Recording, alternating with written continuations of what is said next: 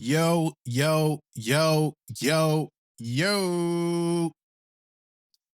Welcome back, ladies and gentlemen. Yes. To the Knicks In podcast.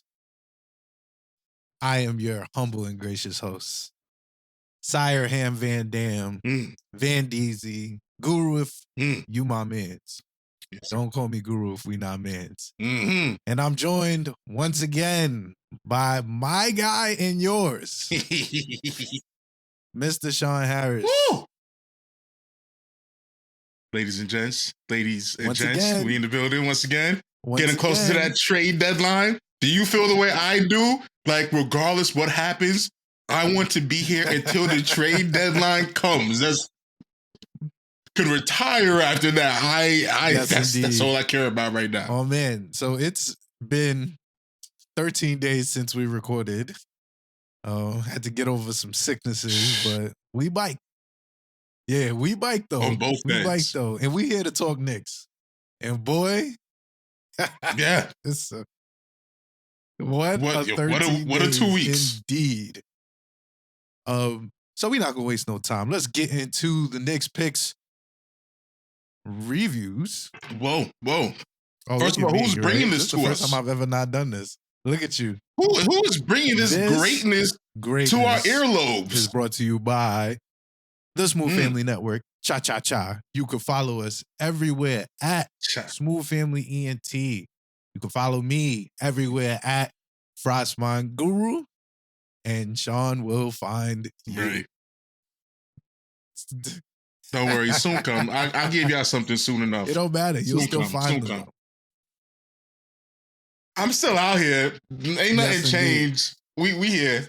All right, now we can jump to it because we got a lot to cover. Let's get into the Knicks picks reviews, man. We got 6 games to cover. I'm not gonna lie. 4 in our picks. I'm not gonna lie. According to our picks, we was right there. I said 3-1. I would say 3-1. Right there. You nailed it. You nailed 3-1. Was so right live, there with the 4-0. I mean, it don't get closer than 1 point and 1 minute left for the stuff. That's good all games. I'm saying. It's tough. Let's go. Good games. Good 3-1 call. You got that one though. We need to have a chart for how many times we nail these predictions, whatever. Because you got that one. All right. So this is the beginning of the Irrational Confidence Week. Yes, indeed. It was. So we're on the same page. I was here. I got there. After game 3. I got there after game 3, and honestly, I'm still kind of here. But I walked in game 1. I was already. We in the building. We here. Changes will come regardless. We already. And game 1 solidified it. So unrightfully so. Beat the Sixers, and when I say beat, I am not being facetious at all. There you go. 128-92. Ooh. A lambasting. Cooked. Flambé, sauteed. Nasty. Oh, man. Let me tell y'all something about this game right here. First of all, I'm going to start off by telling y'all that obviously, Jalen Brunson is him. Like, let's just get that out of the way. Yeah. He cooked up. Yeah. Immediately. But that's not even the story of the game. Your man, Joel, once again, I'll just wait for the next game. Hashtag I'll wait for the next game to come back. We had... How many players did we have in double? We had like 6 players in double digits, like 4, 5, more than 15. Like it was an ass whooping. It made It was an ass whooping. Thoroughly. McBride got 15. I mean, in what world? It was a day. Joel it was a day. Isaiah Hartenstein get 17, 6, and 5. Insanity. Dante on. Josh Hart, 10, 15, and 6. That's 15 boards right there for for your shooting guard, power forward. Yes. Oh, and last but not least, them 15 boards he getting is messing Tibbs' head up. But yeah. Absolutely be like, bro, you can play power forward. At this point, I think he's trying to talk him into it. Yeah. At this point, I think he's trying to talk him into it. Because it's like, bro, I'm sorry, but you're boarding like 06 D-Wade. Like, what are you doing out here? The streets is talking right now like, what is Josh doing guarding twos anymore? Like, that is his natural position. Don't get it twisted. They've completely forgot that all of a sudden because he boarded out here. 10, 15, and 6 is crazy. Quentin Grimes, 19 straight points in the fourth. It was a full ass whipping. Yes. He was smoking. What? In the fourth quarter. This game was close until Quentin Grimes decided to absolutely start cooking everybody. Raising his trade value. Enough of this. Raising his trade value at the right time. My boy, Quentin Grimes, was cooking up. Second quarter, we went off. Julius Randle basically missed this game. It feels like it, right?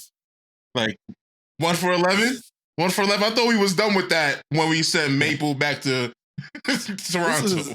This was one of 3 Julius games I didn't like within the 6-game stretch.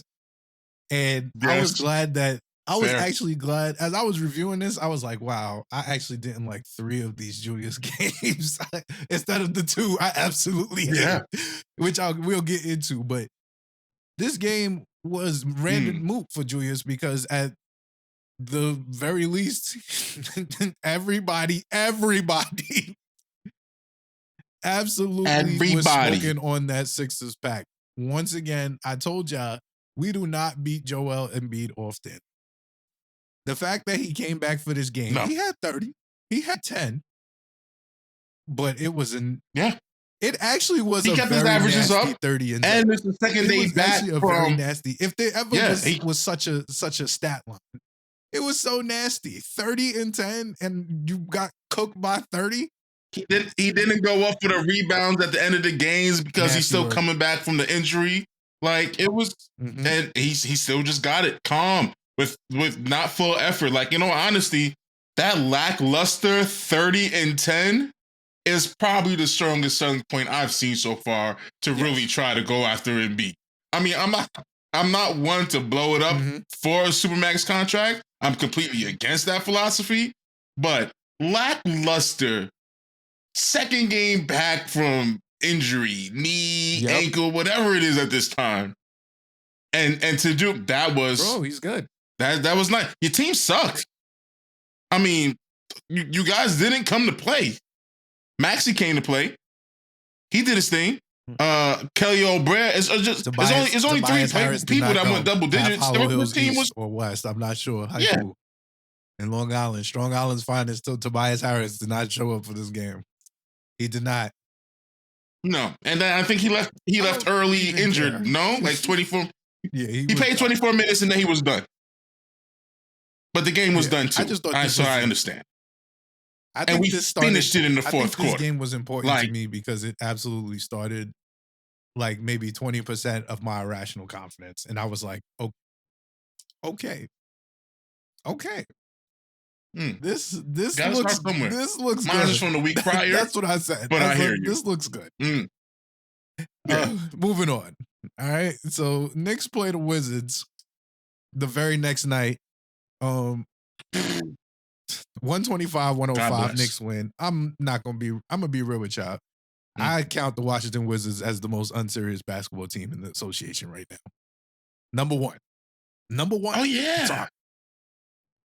Jordan. Oh yeah.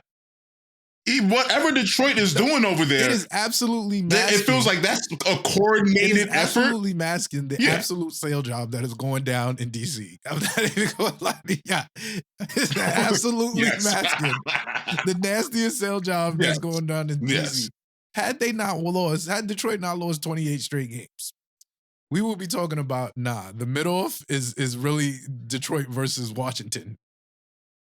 So this game, this game was relative. And the records will tell you it's close, and I don't think it's close. Even though Detroit has the worst record, Washington is just...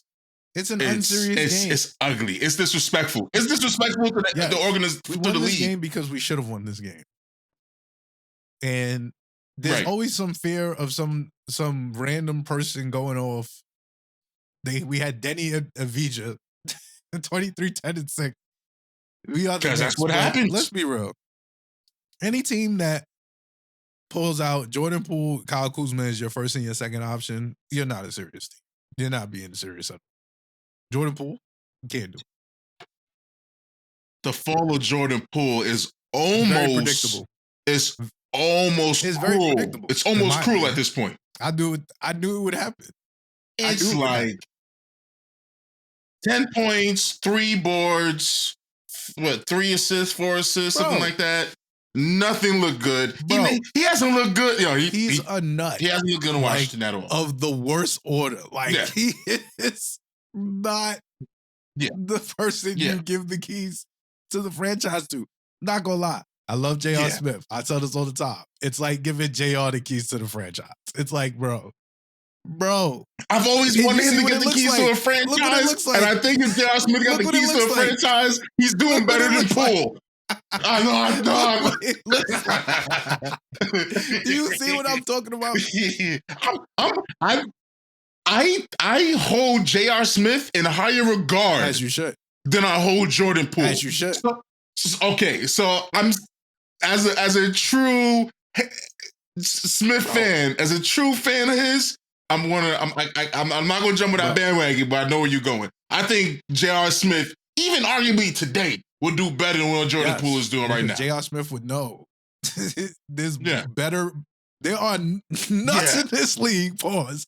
And they're way better than me. When I was the primary one, you feel me? When I was the one that everybody was looking at like, yo, this nigga is bald. Like, he's out here pulling everything. Right. It's like 40 of them now. It's like 40. You got to pick and choose your battles. I respect it. I respect the fact that Jordan Poole got his bag. I respect the fact that Jordan Poole got his ring.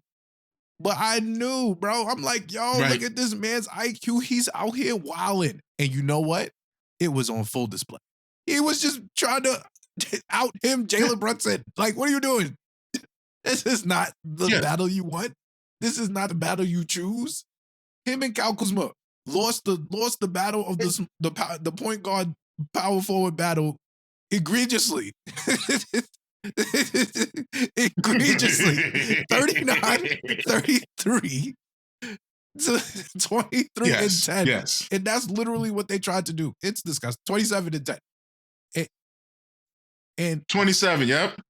No, 27. You talking about Avija. 27, 2 and 2 is Kuzma. Shout out to Kyle Kuzma. I told y'all I would not mind Kyle Kuzma on the Knicks. I thought this was a very good and I agree audition for backup power forward for the Knicks championship run of 2024. The only problem was the 21 shots it took for you to get the 27. Get that efficiency down. It's a little nut. Bro. Like I'm not gonna act like it's not. It's some nut shit. But that's also you being guarded as a number one option. You're not a number one option. We've actually seen you not be a number one option and be effective. Like that's what I'm going off of. I'm going off of Kyle Kuzma is what happens when you give a number 3 option, number 1 option money and it fails miserably. Like that's just the truth. That's just the truth. And you have to put it with a caveat because as the number 3 option, it was Braun and Anthony Davis. Like, so it comes with a grain of salt, but that's what it looks like. Honestly and truly. We don't need all day on the Wizards except to say that the basketball gods... two things. One, we play them again soon. God bless. 2, even though it's not necessarily the Wizards thing, maybe we should look at it because that the LeBron to Detroit take we had is slowly picking up speed. It's seeing, right? All right. And maybe it's going to cost them a second round pick. But if they smart, I'm just being honest. I think they can get them on a second rounder because I don't think revitalized that whole city. I could make the argument for LeBron to be for this. Lakers traded for whatever. Just take number one. That's what I would do. I'm not gonna go bullshit you. Off the insurance.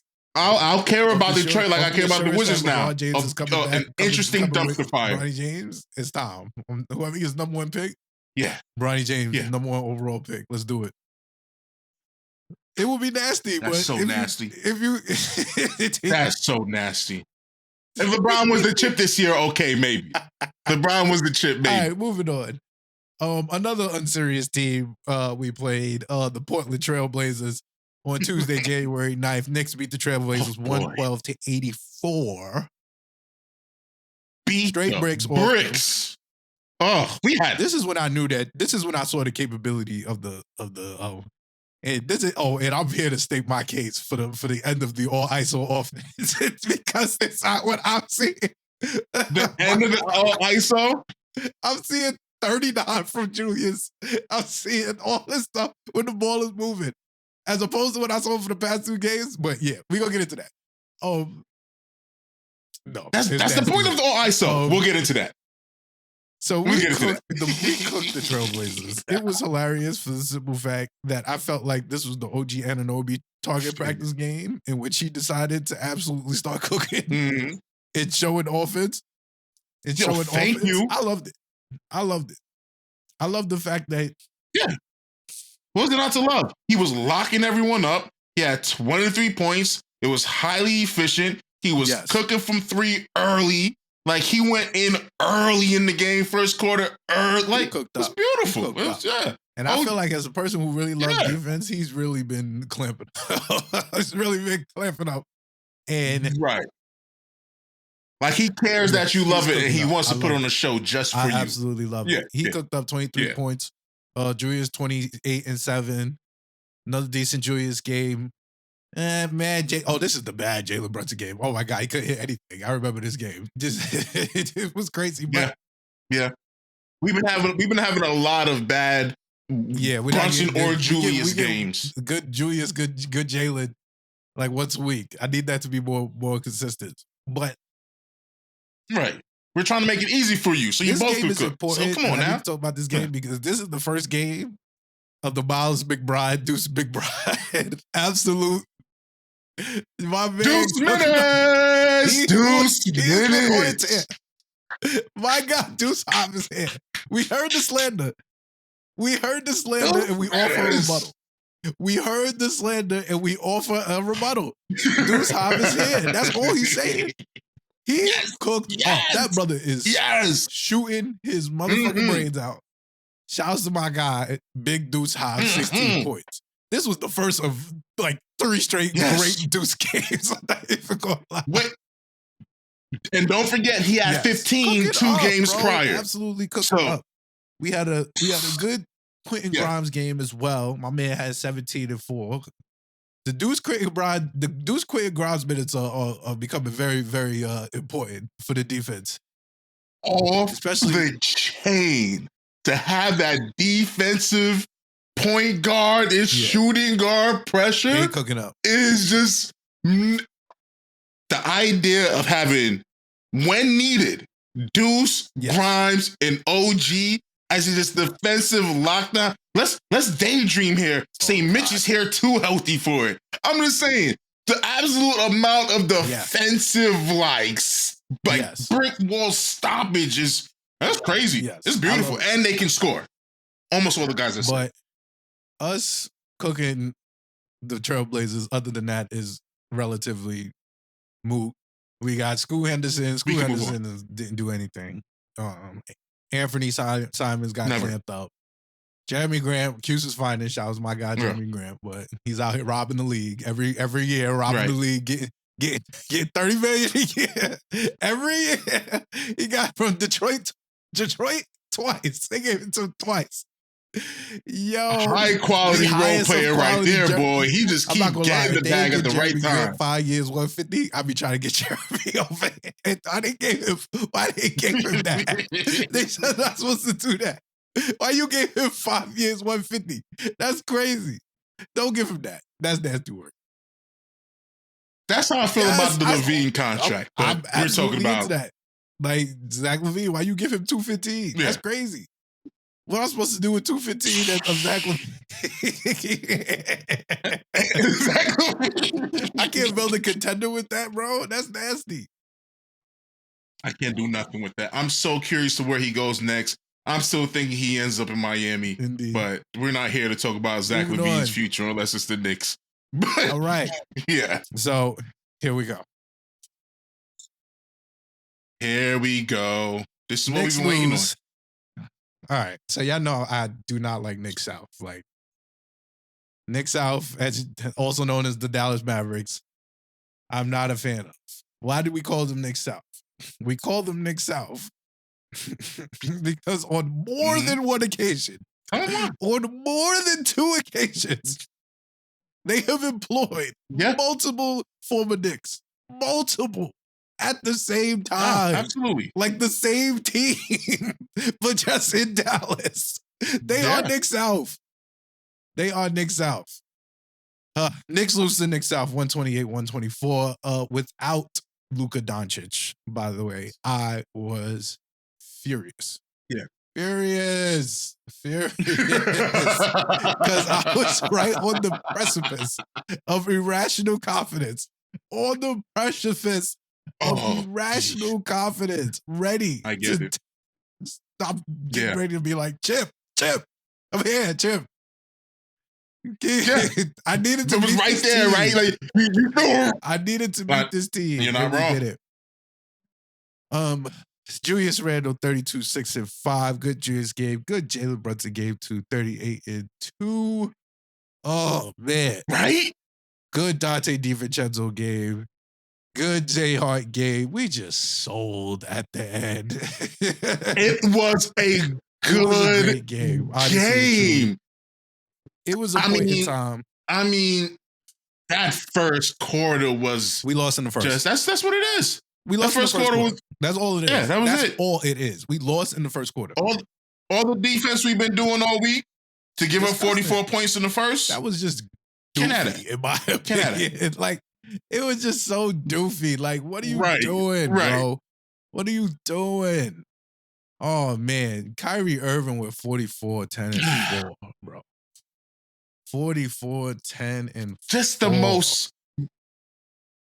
He's good. He's so special. He's so special. He's nuts. Yo, he is. He's absolutely insane.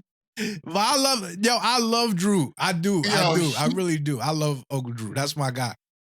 You know, he's a Kanye of this shit, bro. I don't care what no one says, son. He's a GOAT in his own lane, son. It's beautiful watching him work. And he's a nut. Fuck with Kyrie. He makes art. It was, but man, Kyrie, we don't beat Kyrie. He's another one of these Joel Embiid, Ben Simmons record players where we don't win often against. So when I play them, I'll be annoyed when we lose. So us losing to Kyrie, first of all, I'm gonna make this one clear. This is a Tibbs loss. It has Tibbs' name written all over it. I'm sorry. Bro, let's be real here, right? What did we watch in that whole second half? Yo, OG is guarding him, and they keep switching him off. Yeah, no, you're right. Stop switching. What are you switching for? Do you understand this is Kyrie Irving? And as soon as you realize Kyrie has like 8 points off this switch, bro, double him. When did it start working? Please tell me when it started working. The double came in way too long as an option. Doubling him, and then we started coming back. I was like, bro, what is going on? Yeah. In a crazy way. Let's be real here. We had no business being as close at the end as we did. And the only reason why we was close is because we literally decided, yo, at the end of the day, like Tim Hardaway Jr., he had 32 points, but Tim Hardaway Jr. is going to have to beat us, not Kyrie. Kyrie had like 14 straight points by himself. I was like, bro, come on, son. Like, good offense beats good defense all the time. I don't care who you are. I love Tony Allen. Tony Allen couldn't stop Kobe all the time, bro. Like, what are you doing? What are you doing? I hear you. Like, we playing defense. All right, if he's just cooking, double him. Josh Green had to beat us. Yo, we lost because we couldn't get a fucking offensive rebound 3 offensive rebounds at the end, and we couldn't get an offensive rebound because we decided defensive rebound. My fault. They got 3 offensive rebounds. I'm like, bro. This whole game plan was so goofy. Like, it was crazy. It sucked that it came down to a rebound in that situation. The run was immaculate. It really did.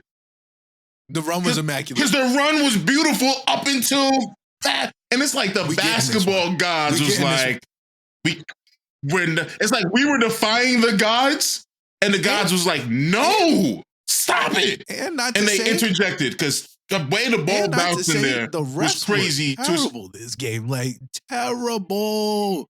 Who is she? She was bugging, Yo, who is she? Bro. I was like, come on, man. Who is she? Like, what are you calling? She was calling some bull. Like, I'm not even going to gas you. She was calling some bullshit. Like, I was like, and we were overcoming the bad riffing. The fact that Tibbs just wanted to play Kyrie Irving. Kyrie Irving. Straight up. Overcoming the nasty first quarter, the bad reffing, the artist at work. A maestro performance. We could have broken Knicks out with this loss. I'm telling you. Sans Luka still?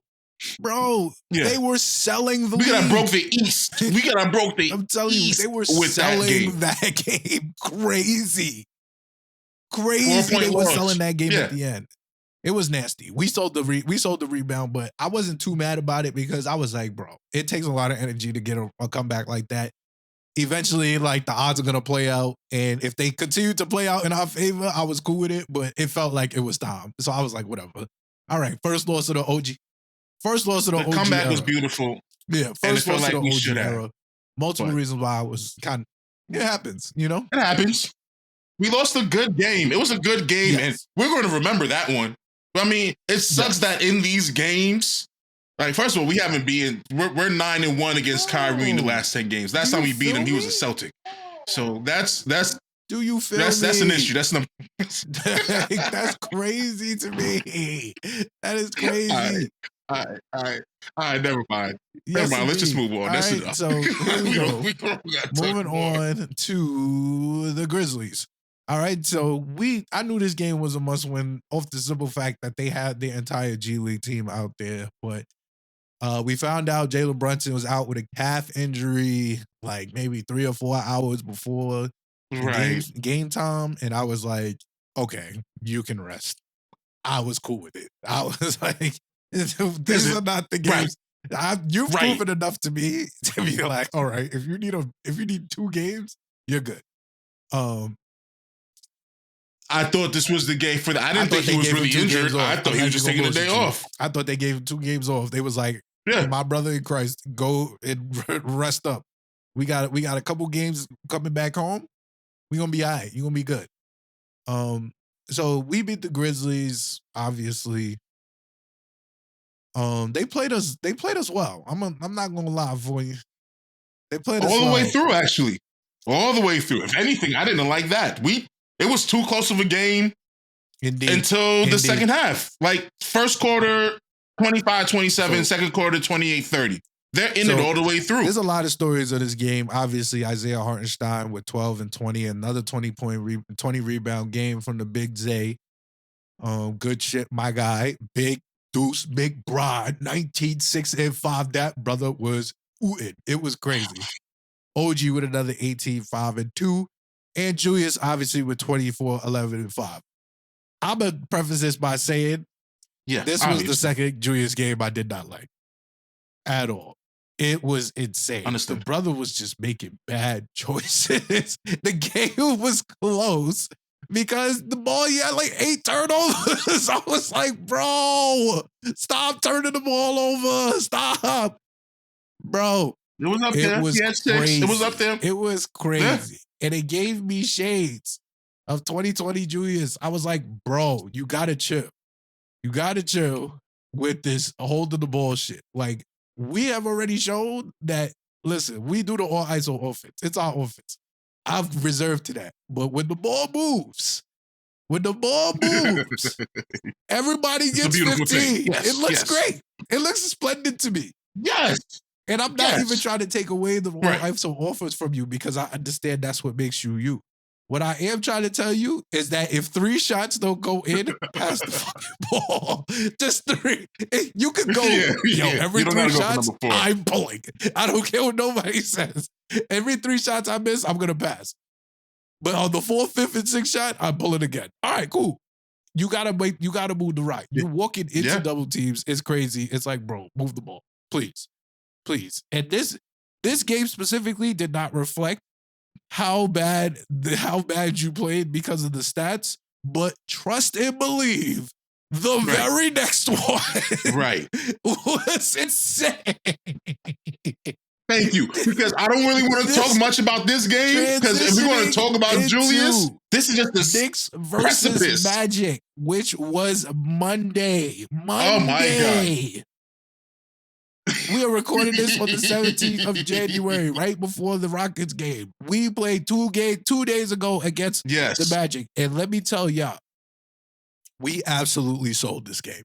This was a sale job. Job. Wow. That was a rough one to watch. It was tough to be there for this. Yeah. Let's be clear. This one was. Let's be clear. We were previously undefeated lead when leading at the end of 3. That 4th quarter sale job was absolutely disgusting.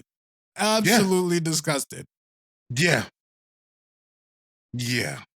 It was like it made all of okay. We're gonna go ham on Randle. I get that. Before I get to Randle, it gave people the fuel to talk about Deuce, because Deuce was looking really good the whole week, if you ask me. But in that 4th quarter, he looked stagnant and lost, like he couldn't run an offense or do any playmaking. And I am Deuce Hive. At all. I am Deuce Hive to my core. I'm going to tell y'all the past, sans that 4th quarter, the past maybe 12 to 16 Deuce McBride quarters were magnificent. Magnificent. That 4th quarter, I was like, oh God, we gotta get on point guard. I was like, yo, we had the lead. Crazy. He looked insane.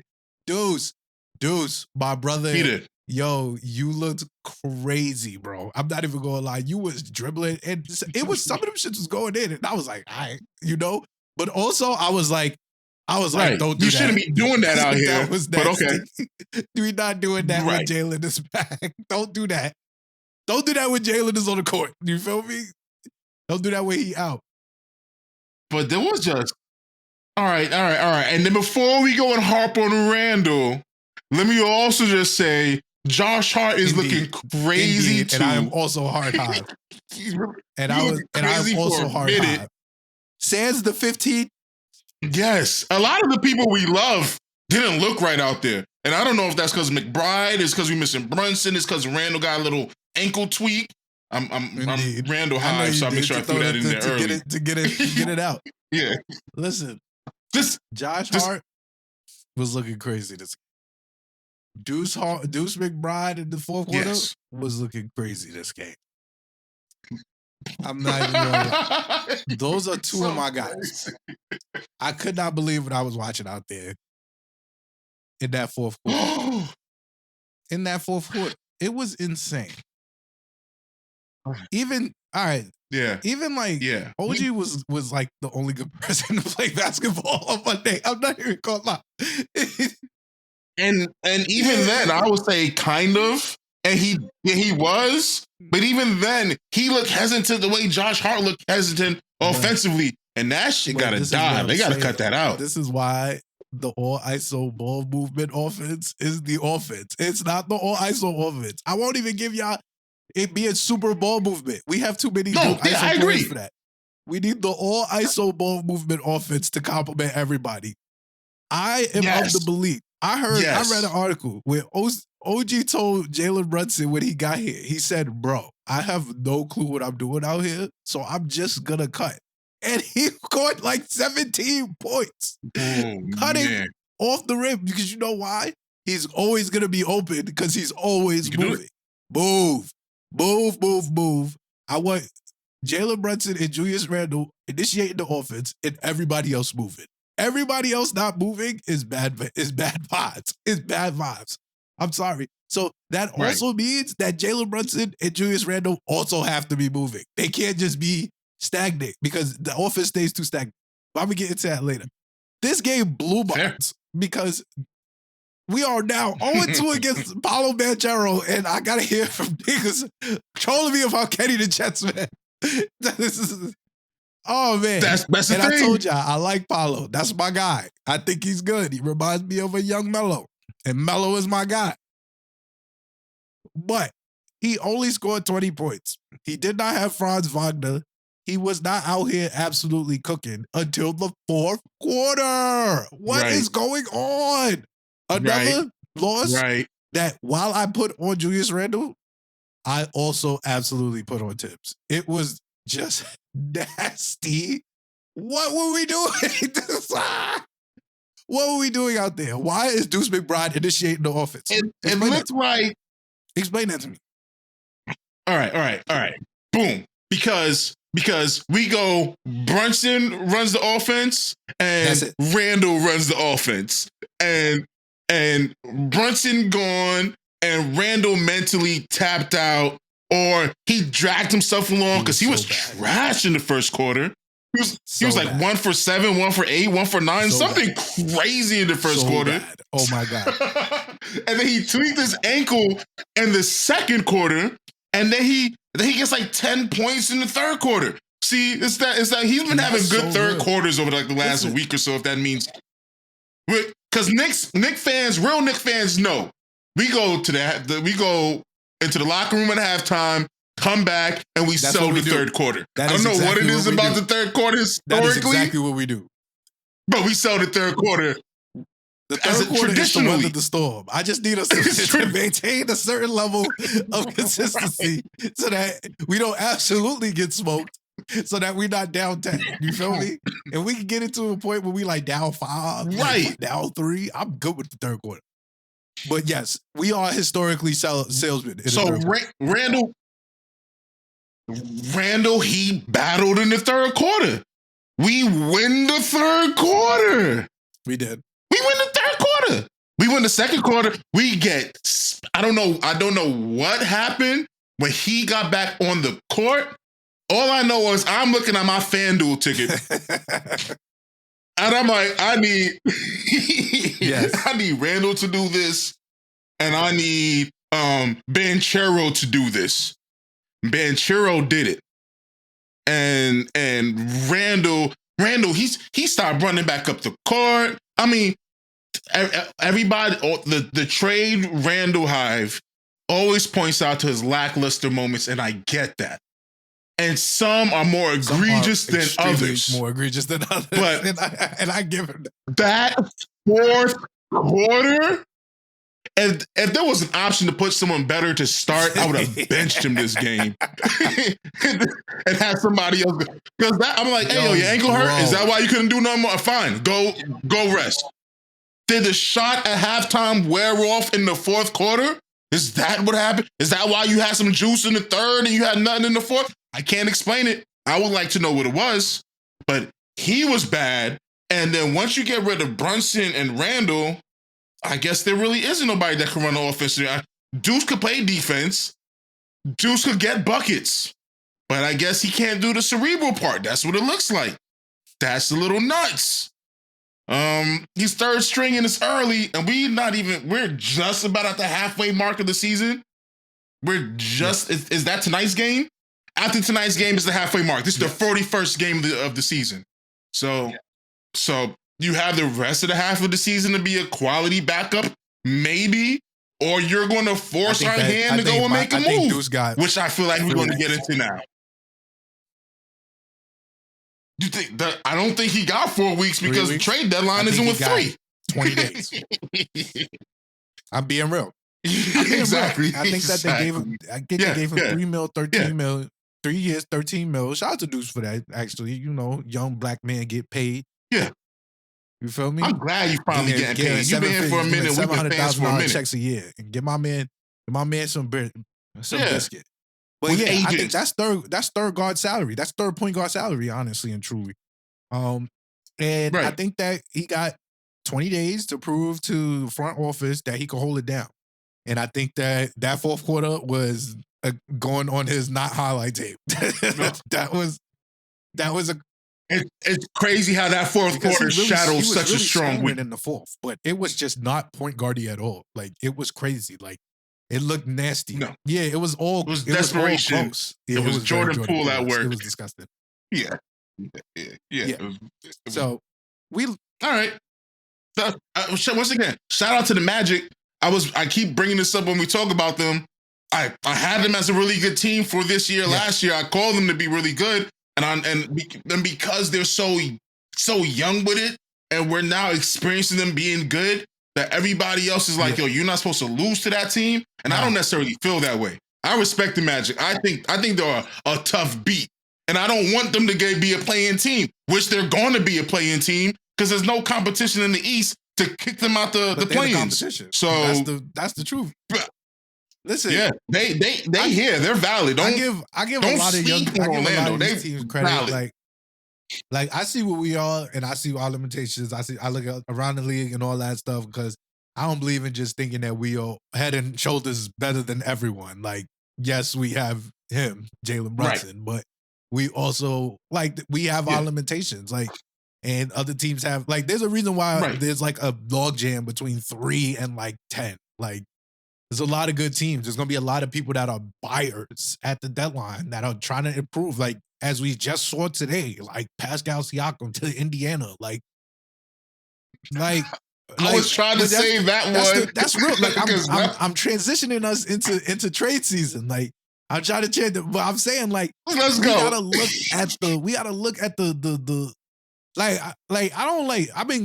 so y'all know Knicks Twitter is not a real place, right? So it's just crazy to, it's for some nightmares and bad experiences. It's just crazy to see that you see there's fans out here that are we the third best team in the East. We the third best team in the East, and I'm hopefully, that's the goal. You feel me? But to just think that we are we're the Knicks, bro. We can beat anybody. And we can definitely lose to anybody. Have y'all forgotten? We are salesmen of the highest order. I was just sitting there thinking that. I was like, bro, we sell. We sell too. All the time. It's been all the time. Less than most years. Last playoffs. We sold that to Miami. We were a better team. We were a better team. We can lose that. Look at that roster again, and look who's even still there and be yo, we really lost to what they had, man? So to think that it's the NBA, you can lose to anybody at any time, at any night, honestly and truly. That Grizzlies game is a perfect example. They was with us to the end, and they had their G League team out there. So I don't really as we transition into trade season, it's about to get time. I think that I am super for a trade. I've been saying 2 years. Knicks need a star. We have a star, obviously, of Jalen Brunson, but we absolutely need to get some more help in a way to because Milwaukee and Boston are not unbeatable. They're not a juggernaut. They're not the Warriors of 2018, 19. They're not unbeatable. Feel unbeatable at this time. Yes. I'm pretty sure Indiana don't feel like Milwaukee's unbeatable. They beat them 4 times before Pascal Siakam became their starting power forward. So, and I think one time they beat them without Halliburton. So, what the hell do they feel they need to fear? We should feel the same way. Obviously, everybody's up for the taking. So, I think that as we transition into trade season and we start talking about what's going on out there, what is the streets talking about? What's the packages going? Because right now, I see our prime our prime asset is Quentin Grimes. Well, prime assets is Quentin Grimes. Evans contract. Not even gonna say Evan Fournier, but Evans expiring. Right. Mitchell. Who, by the way, let me just say this one time because people are not saying this enough, and we're not looking at Evan Fournier properly. Evan Fournier is going to go to a team, get bought out, and join the playoff team this season. That's what happens in these situations. Cheap help off the bench. Like, oh no, nobody wants Evan Fournier for his contract. They're not getting him for that. It's a cheap buyout cap space situation. He's going to play meaningful ball this year. Like, just I don't see us keeping throwing that out there. That line. I just don't think that it just doesn't really make There's sense. no reason to. That's impossible. Even this year, like, it doesn't make sense. Right. Yeah. So I think Quentin Grimes is on the block. Obviously, he's the new hot topic on the Knicks airwaves. Of course, lazy, but of course it is. It's always lazy. It's always lazy. Yeah. The post report. Yeah, and that's all you need to know. So obviously him being our prime trade trip, like, what does that look like? But Grimes, our prime trade. Grimes not our prime trade piece. Our prime trade piece is our picks. And the number of picks that we can drop this year that we will drop. And the number of those picks that we can drop and it doesn't phase us is 4 first-round picks. Because we can make a move this year that we don't need to draft anybody first round this year. Or we could flip some future somethings to get us a late round something this year. Or just draft with our second round picks. So it's our bundle of picks that's our main feature in anything that we do. Because we're not giving up the talent to make it work. Not anymore. I can't see that happening. So would you giving up the picks before Grimes? Or you? Absolutely. I favor the trades in which I can keep Grimes versus the trades where I got to send him out for whatever I'm getting back in. Because I think you gotta. I think that a little sideways. I think that what you're gonna get back for him is what you kind of already have in him, in my opinion. Like, unless somebody like I don't know, honestly, like somebody would have to. We got Caruso at home. Like, I understand what you mean. What are you getting for him right now? Like, obviously, we talking about, like, they still Dejounte is on the market. Malcolm Brogdon's on the market. Yes. You know, they're saying that the Knicks need another playmaker, which is strongly why I did not want to get rid of quickly this year. Like, if I thought this was the chip, I thought this was the chip. I mean, I still think this is the chip year. But, like, because I thought this was the chip, I was like, you might as well just keep Emmanuel quickly. Like, you're not going to pay him anyway. So we just go for the chip. It's very true. What I'm saying? So we do. Like, that's just the truth. Like, I saw that fourth quarter from Deuce, and I was like, I need another playmaker. I can't trust Deuce in Miami in Game 5 to give me 15 minutes. I'm sorry. I love you, Deuce. You get what I'm saying? But nah, we're not. Yeah, you're not supposed to be in that position. We're not supposed to put you in that position. I'm sorry. Honestly, I'm cool with getting. This is off the top of my head, bro. I know we have a rundown, and we there's time for actual thought to go into this. But sometimes inspiration just hit, and I just gotta let it go. I am more fine with the idea of getting a cheap backup vet piece off the bench. You feel me? Like, you know how Drummond is a cheap centerpiece for the backup situation? I'm talking like a Ricky Rubio finally makes it to the Knicks or some cheap backup something. Like, I'm cool with that situation because Deuce is good, and maybe with the right coaching up by the right somebody, he could get the playmaking down pat. Or maybe in the situations where it's the fourth quarter crunch time, we could swap him out with somebody where we need someone a little more methodical with it. Like, I feel like there's options out there to where I don't have to go for Malcolm Brogdon. What a lazy take Malcolm Brogdon is. Yo, I'm so tired of six man of the year. I want to talk to you about Malcolm Brogdon. I want to know why you hate. Let me take the glasses off. Let's talk about Malcolm Brogdon. As you guys know, Malcolm Brogdon is one of the names floating out there for bench help for the Knicks. I don't hate it. I don't hate it at all. I want to know why you hate it. Why you hate it? Talk to me. And once again, all right, y'all gotta remember it's me we're talking to. It's me we're talking to, okay? Y'all gotta remember, like, yes, y'all don't have to agree with me. You feel me? But I stand on my until I'm wrong. Not could be wrong. No, I gotta be wrong. You feel me? I gotta be wrong. Yes. So with that being said, how much do you think IQ was gonna cost? I gotta start this with that question. How much do you think because if we're going to go, can we say 25 mil to $28 million each? Okay, let's just say 25 for this conversation. Just for this to be cohesive. Okay? Right now, Brogdon gets paid 22.5. Right now. And next year, he gets paid 22.5. Meaning in the 2 years, he is getting paid $45 million. Okay, what would the 2 years of Quickly cost if we kept him this year for his like $4 million and we gave him 25 next year? Isn't that still under 30?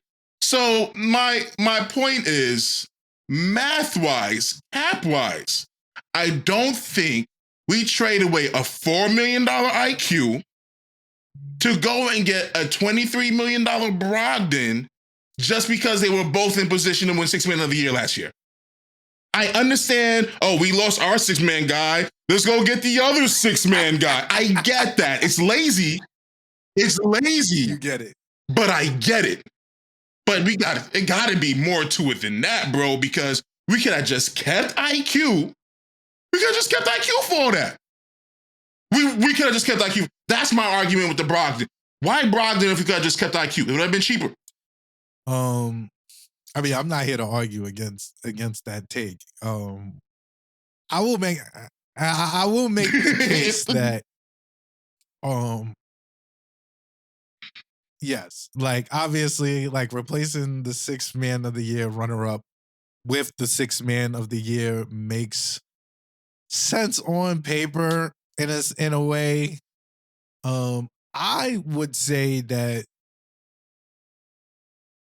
Malcolm is Emmanuel Quickly without the youthful exuberance that entails him to sometimes turn into a low efficiency, high volume scorer. So in a way, I'm being real with you. I'm just being real with you. No, I agree with you. I'm talking to you, Twitter. What are we talking about? I see where you could make the case. Like, I could make the case. Like, yes, he would come in. He would not take shots away from the new and improved Jalen Brunson and Julius Randle first and second pecking order. Like, he would literally know that he's there to like get everybody else involved. He would be obviously an older presence. So like it may help the locker room leadership and shit like that, like especially with the young guards. Like I could make the case. In a way, like I do just think that keeping Emmanuel Quickly would have probably just been like I think that Malcolm Brogdon doesn't work for the simple fact that you probably could have just developed Emmanuel Quickly into a better version of Brogdon, in my opinion. In my opinion. You feel me? Like, yes, it's hard to skip over that point that we have Malcolm Brogdon at home. We had him. I would say that had him at home, and it was more reasonable for our cap situation to keep the Malcolm Brogdon at home that we had. Like, it just makes no actual sense in like a. But I've been wrong. I can see how. I'm not wrong all the time, but we do have clips of it. But I can see that obviously Deuce would have played minutes, but you could probably spell Jalen longer because Malcolm. Can you imagine? Seriously though. Think about this. Seriously though. Can you imagine we trade away IQ and then we use the last of our assets to make a move to get IQ not at home? The deal be? They can't be asking for. I don't even think they could be asking for picks. I mean, I don't think they if they just wanted picks and no players, sure, but I don't think they could even be asking for money. Evan Fournier ain't picks, the money works. I think Evan Fournier ain't picks, the money works. Not even gonna bullshit you. I wouldn't give up a first for Malcolm. 2 seconds? Listen, I don't know if they move it for 2 seconds, but I hear what you're saying. Injury prone. Listen, we didn't give up no first in the OG trade. You know why? Because he injury prone. And not giving up no first for no injury prone player. Listen, our doctors is going to get him right, but I'm not giving you a first for that. No. I'm sorry. Not for Malcolm Brogdon. And I like Malcolm Brogdon. I really do. I think I like Brogdon. I got no problem with Brogdon. I mean, it was hard watching him be so good last year as a Celtic because, shut up. Yeah, it's Boston. But he balls. I don't take that away from him. It just doesn't make sense from a management standpoint because I just feel like if that's the case, then we could have traded a 3-team trade and got Evan Fournier and the 2 picks for Brogdon, send him over with RJ for OG and kept IQ. You understand what I'm saying? I'm like, there's other ways to make this stuff actually work then. So I would hope that they thought this through, in terms of the fact that they was trading IQ and they needed to replace him. So my question to you is what is the replacement IQ look like? Because obviously, the reason why Malcolm Brogdon is floating in the atmosphere because they want a different type of backup for Jalen Brunson, to switch the style up because in a way, Jalen Brunson and Emmanuel Quickley are kind of the same player. They are, to be honest, low efficiency, high volume scorers. They're crafty, yeah. Yes. Except IQ plays better defense. Jalen Brunson plays way better offense. So it's yes. Maybe not exactly the same, but I get what you're saying. Jerky, they move. They have similar movements and stuff like that. So does it look repetitive in the way all right, I got Jalen Brunson coming off the point guard, and I need somebody else to come off the bench. It's kind of why they kept Deuce and gave Deuce money, or at least giving him the chance to prove himself, because Deuce is a different type of point guard than Jalen Brunson. I don't know if that's a good thing or a bad thing. At this point, I don't know if that's a good thing or a bad thing. I've had 4 years of Emmanuel Which is Quickley. Why I would go with the idea of them being similar as a strength. That's what I would, just with consistency. That's what I we thought. swap him out and put you in there. I was like, we need to keep him because the show doesn't stop when Emmanuel Quickley's on the court. My personal opinion. I'm gonna be flabbergasted about that for a long time. I hear you. That's what I'm saying. Maybe the front office is looking at this we need a different type of style to come in, because if Jalen is going to be de facto point guard plus the freaking shooter guard, basically, because he's going to take 20 shots a game, 20, 25 shots a game, then maybe we need to get more playmaking in here. Jalen and Julius, they're capable, but do they want to pass? I feel like that's a rhetorical question. They can pass. I see them pass. I've seen them actually. I feel like now they want to pass. I feel like now that RJ is not there, they're more willing to pass. You get what I'm saying? But are they're willing to pass? They will pass. I feel like that's the.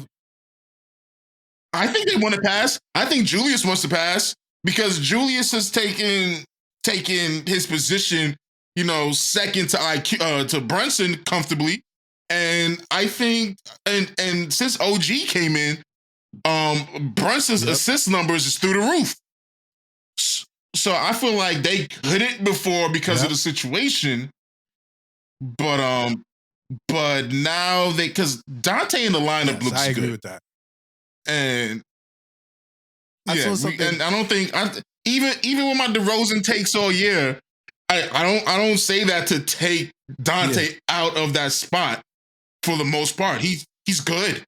He's good. Nah, I'm you know what? I think I'm gonna stick with my vet bargain point guard pickup. Not necessarily Ricky Rubio, who's been rumored to be a Knick since, forever.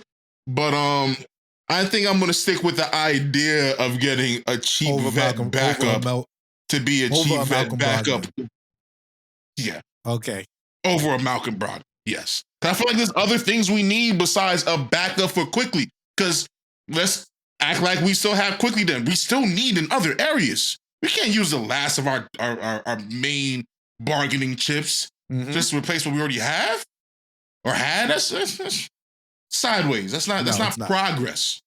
There's no progression to that. All right. Yeah. So I'm gonna stick with the vet point guard and half of Chicago. All right, so I gotta. So do you have any like sleeper trade targets, like people who you think who people are like not really talking about, who might be on the block, who might not be on the block? I feel like I got one. This is what I feel about trade season so far, because I'm sure you got it.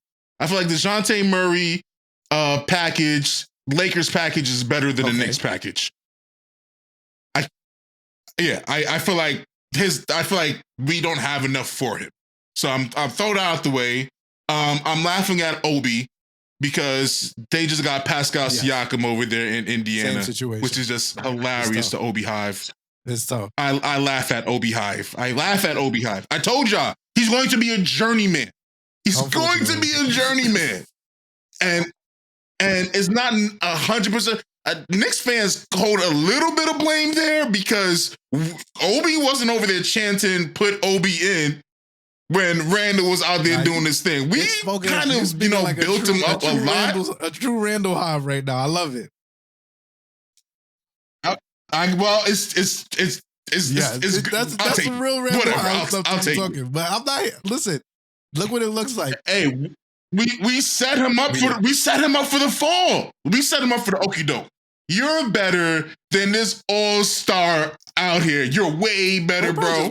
He just wasn't developed, bro. I don't know. I just think he was not developed. You can't develop play 10 minutes a game as the number 8 overall pick. Like, it's tough. Like, you can't do nothing about it.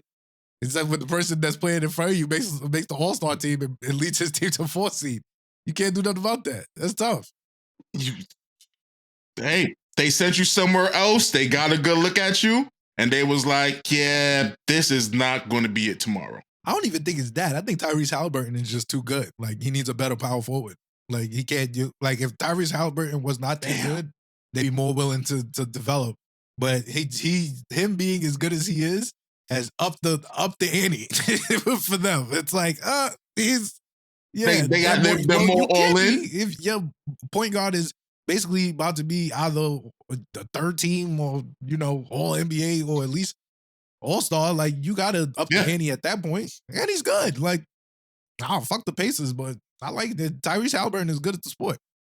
So my sleeper trade target, and I'm telling you, this is coming out of nowhere. I'm telling you. So down in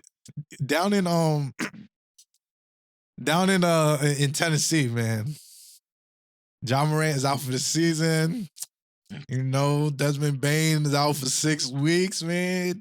I thought about this for a minute, right? I was like, we just had a kerfuffle last week about my guy Mitchell Robinson, and I was like, if we're gonna trade Mitchell Robinson, which is heating up, by the way. If we're gonna trade Mitchell on that topic, I feel like there will be a strong opportunity to strike while the iron is hot and go get that young man, Jaren Jackson, down there in Memphis to come play the big man position. Brother could score 20 points. Your brother could score 26, man. He blocked shots. If you want a more offensive minded like tandem at the big man position, and he could stretch, he could play stretch 5 too to keep Julius, so Julius can have the paint and they can be interchangeable. I'm not gonna lie, it's money. You know, his contract is. I don't think that's the money's not a problem. But I'm thinking money's not a problem. If we talking about giving them anything, and you want to go buy, if you want to get them while they're not even really thinking about that, because at the end of the day, they paid Ja, they paid Desmond Bane, they're gonna have to pay him again, Jaren Jackson, and they bottoming out. I think that they're gonna have to make a decision on one of them, and I don't think it's gonna be him. I don't think he. 2.5 years under contract, 26 mil per, so that's perfectly fine in my price range. I think that's where I want a stretch 5 so bad. And he fits the mold of like big man who can play inside and outside. And I think that if we really wanted to target somebody like that, if we talking about building around Jalen Brunson, you got the back line, you got you able to support Julius as well because he's playing the power forward position and the 5. Do you think Memphis is happy with receiving Mitchell Robinson? Memphis can look at this. I think that Memphis can look at this as a win for them as well because Ja's gonna come back next year. He's gonna take 25 shots. Desmond Bane gonna come back. He gonna take 25 shots. You're gonna draft high because you're getting ready to you get ready to bottom out. So you get make this trade in 20 days. I'm just saying, you get ready to bottom out. Go get you a tie. Go get you a big wing. You feel me? To put right next to them, put it the 4 and get them a big wing or a power forward. They got the other Mitchell, the other lanky dude that's coming out. They talking about his number 1 overall across overseas. Go get him at power forward. Go put Mitch at the 5. You feel me? Go put Mitch at the 5. You know, you got time to experiment. You don't need to be good right now. They're still gonna be good. Ja's good. Desmond Bane is good. That's 50 points right there. You could put out there. You go coach him up. Get you a nice little. And they'll have picks. Like we could give them picks. They could go and turn that into another small forward or go get them a starting 3, starting 4. Plus, you got Mitchell Robinson. I think I'll lose my mind if you get Jaren Jackson Jr. It's my sleeper trade. I'm telling you, it's my sleeper trade. No, we get Jaren Jackson Jr. Nobody's talking about how Memphis is absolutely selling this year.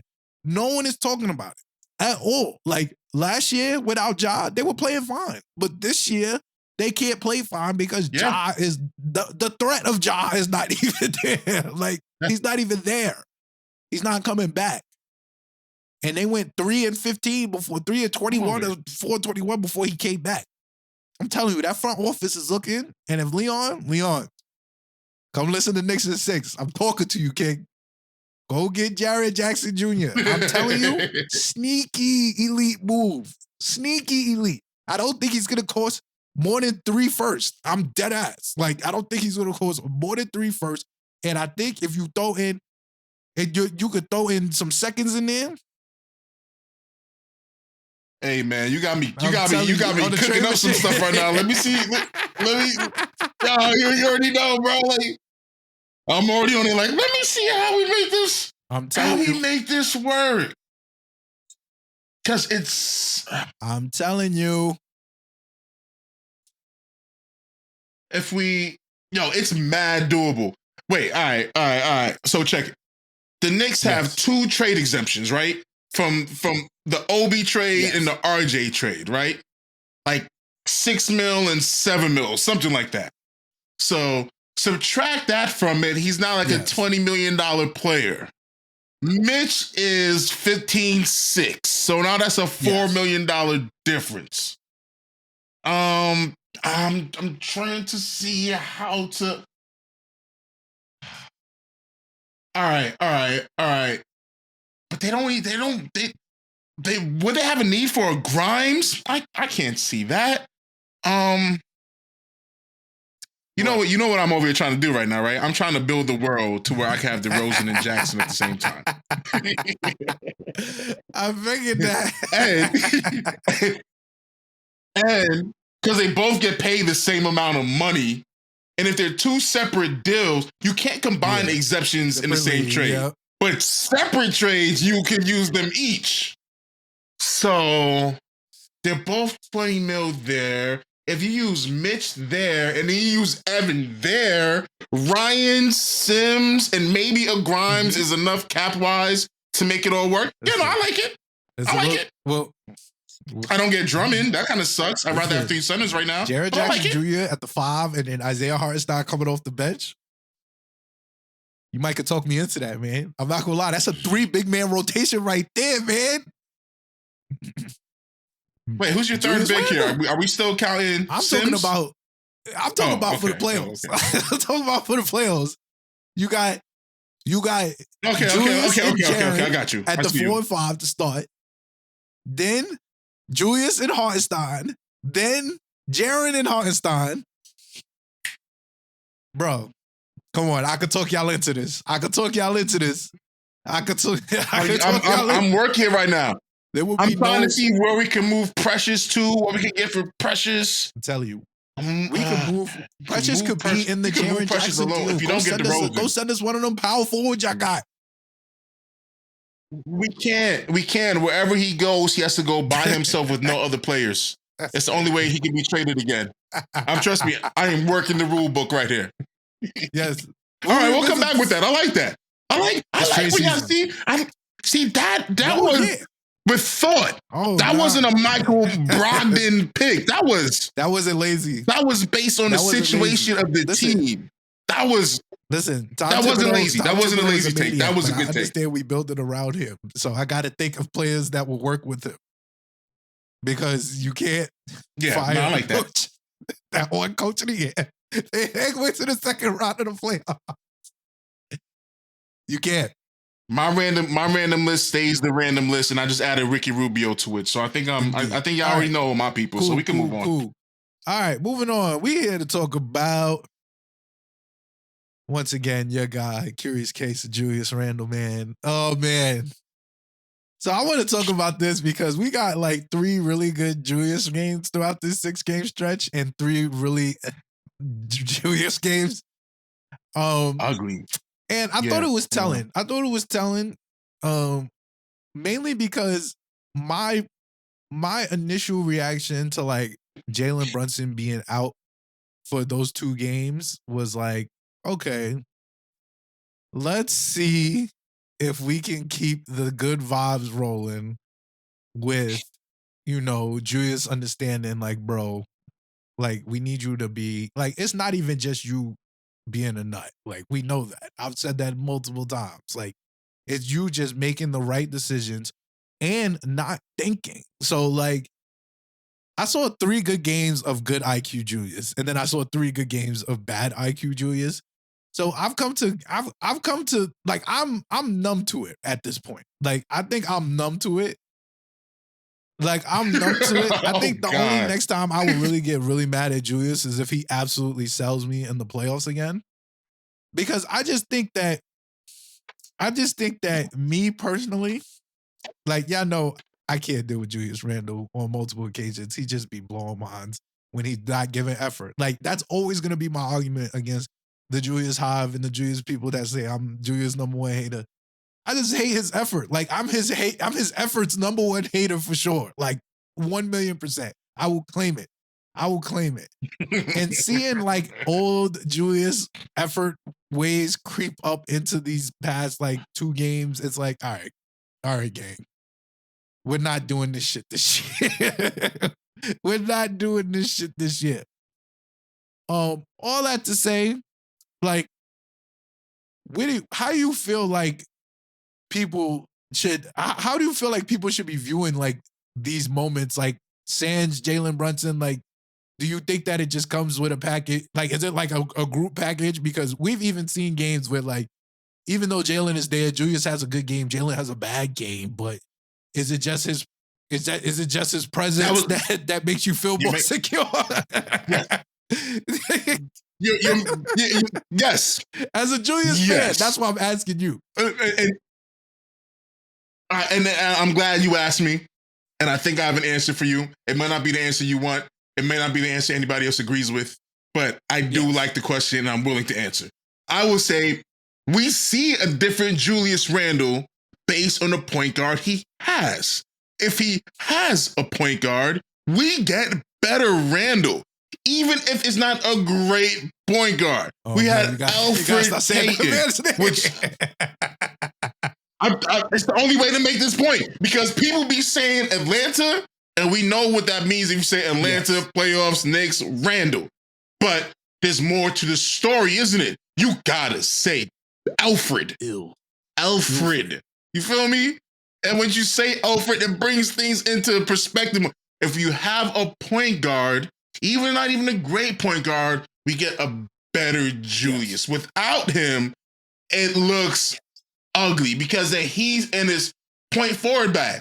And something I'm going to throw out there also, which is very funny to me to watch with a Julius Randle play, is like he wants to be a baby Bron.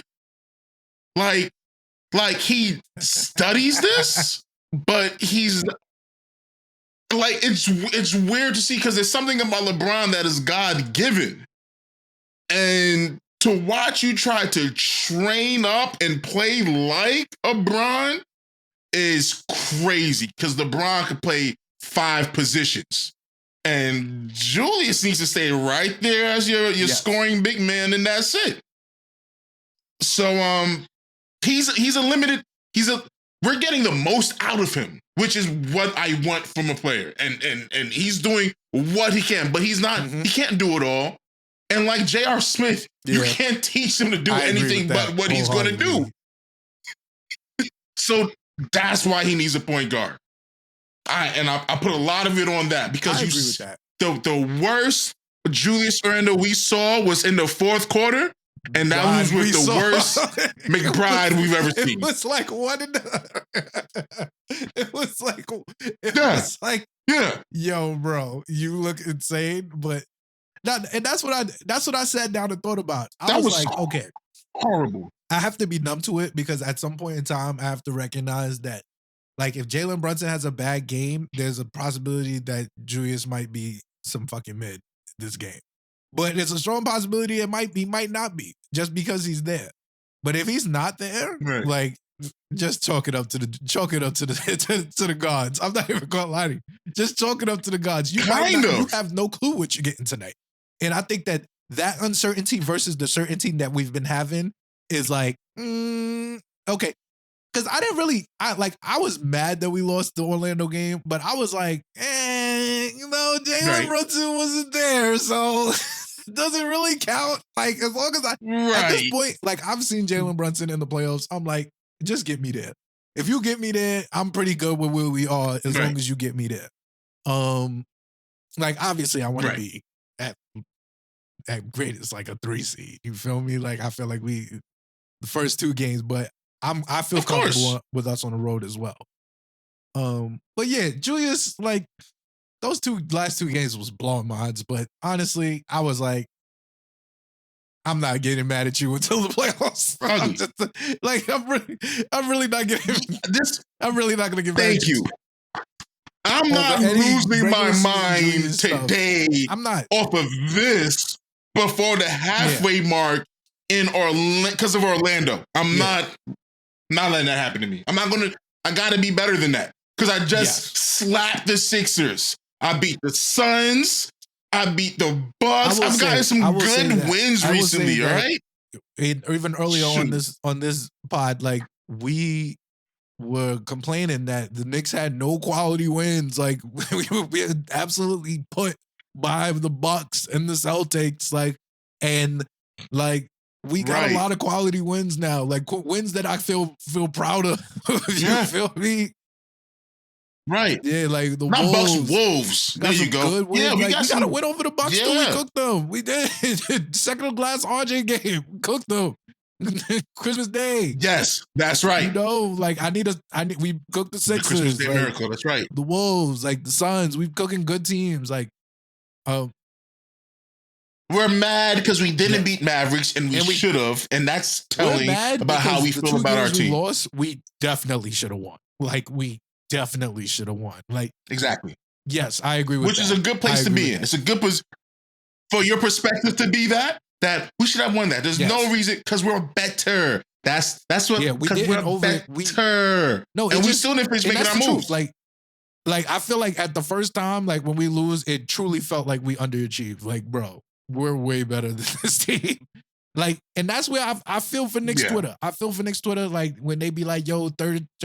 Like, I'd be like, yes, I know that you feel that way, but they have to like show us, like on the court, consistently in the playoffs that they're the third best team in the Eastern Conference. Like, that's just not gonna be gifted to you because you won 5 to 6 straight games in fucking December. Like, that's just not how it works at all. And that's fair. Yes. You can't be afraid to compete. And a lot of y'all out there sound shook. And I got a big problem with a lot of y'all trade. I should save this for Knicks for Clicks. But y'all, never mind. I'll save it for Knicks for Clicks. Right. Go ahead. Moving on. That's my Knicks for Clicks. We're going to try a new segment out, man. RP to the Road Report. You already know. We call it. You know, I guess we could gift that to a Toronto Raptors content creator. Oh, we're going to check in on Toronto from time to time. He had 4 points the other day. They're 2-6. They're not fooling me. They're not. This is not going. We won 6, by the way. But who's counting? And they're on a 4-game losing streak. Yes, we're gonna call this section Certified OG. Mm-hmm. Oh, indeed. My guy, OG Anunoby, you are the hot topic of Knicksland. So we're going to dedicate this section to you. So I am not OG Anunoby's number one fan. I'm not either, and I feel like this section is going to evolve once we make another trade anyway. But right now, OG, you are here, and we putting you here in the A block of the Knicks In 6 podcast. Where only true loved ones used to reside. Yes, indeed. Welcome to New York, OG. So this is what you get. You're on the hot seat. Anunoby, my guy.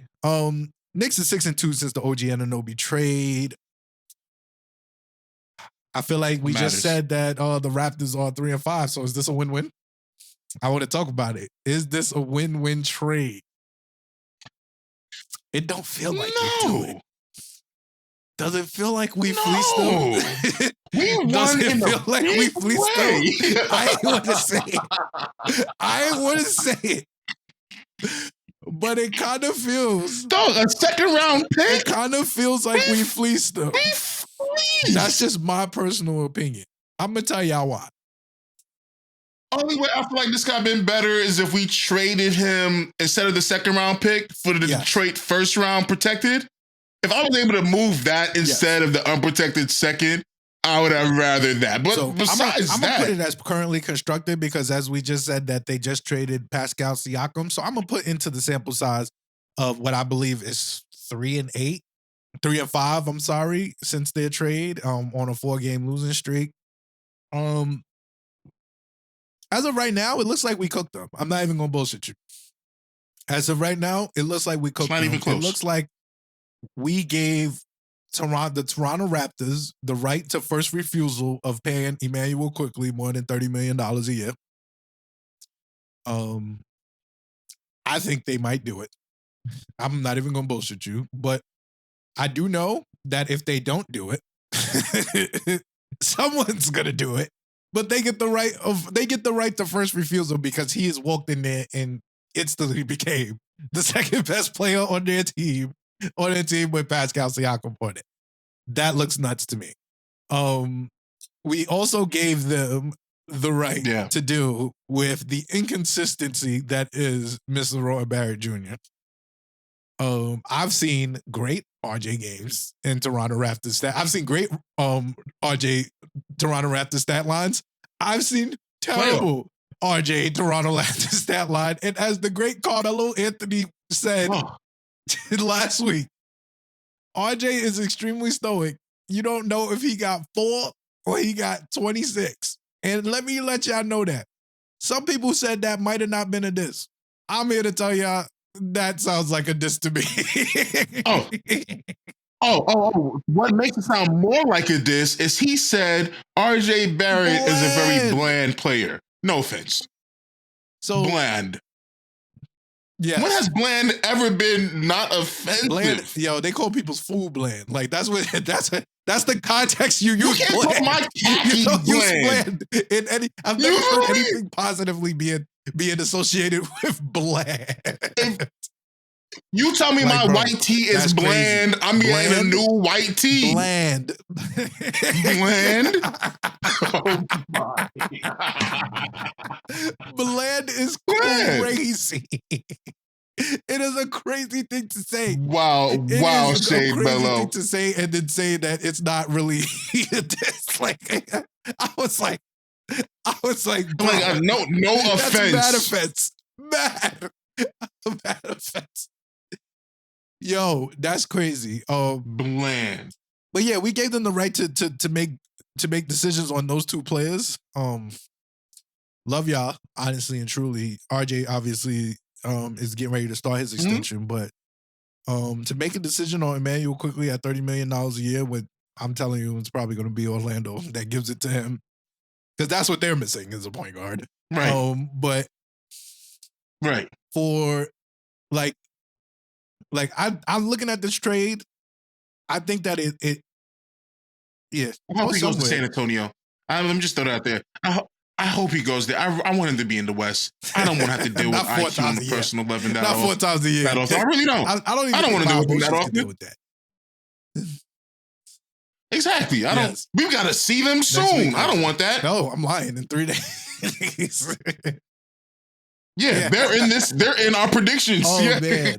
But yes, like for them, like they obviously want to build around Scotty Barnes. They have to make decisions on Emmanuel quickly. And they could probably just keep him for another year. And let him hit restricted free agency and match that. What else did they have? They had to decide to build around Scotty Barnes. And I told y'all, Scotty Barnes is not I can't tell you about Scotty. I keep telling you about Scotty Barnes and him not being him. I would not be building around Scotty Barnes. I'm sorry. That's me personally. I wouldn't either. I would have sold that for parts. And most of that that's team. Just on their side, right? And I don't give a fuck. Yeah. And I would have built around Pascal, over there, honestly. The reality is, over here, it looks like addition by subtraction, and it gives a way more clearer depiction on the actual needs. Right. Like, I feel like I've sat with this. Obviously, pain, lost my guys.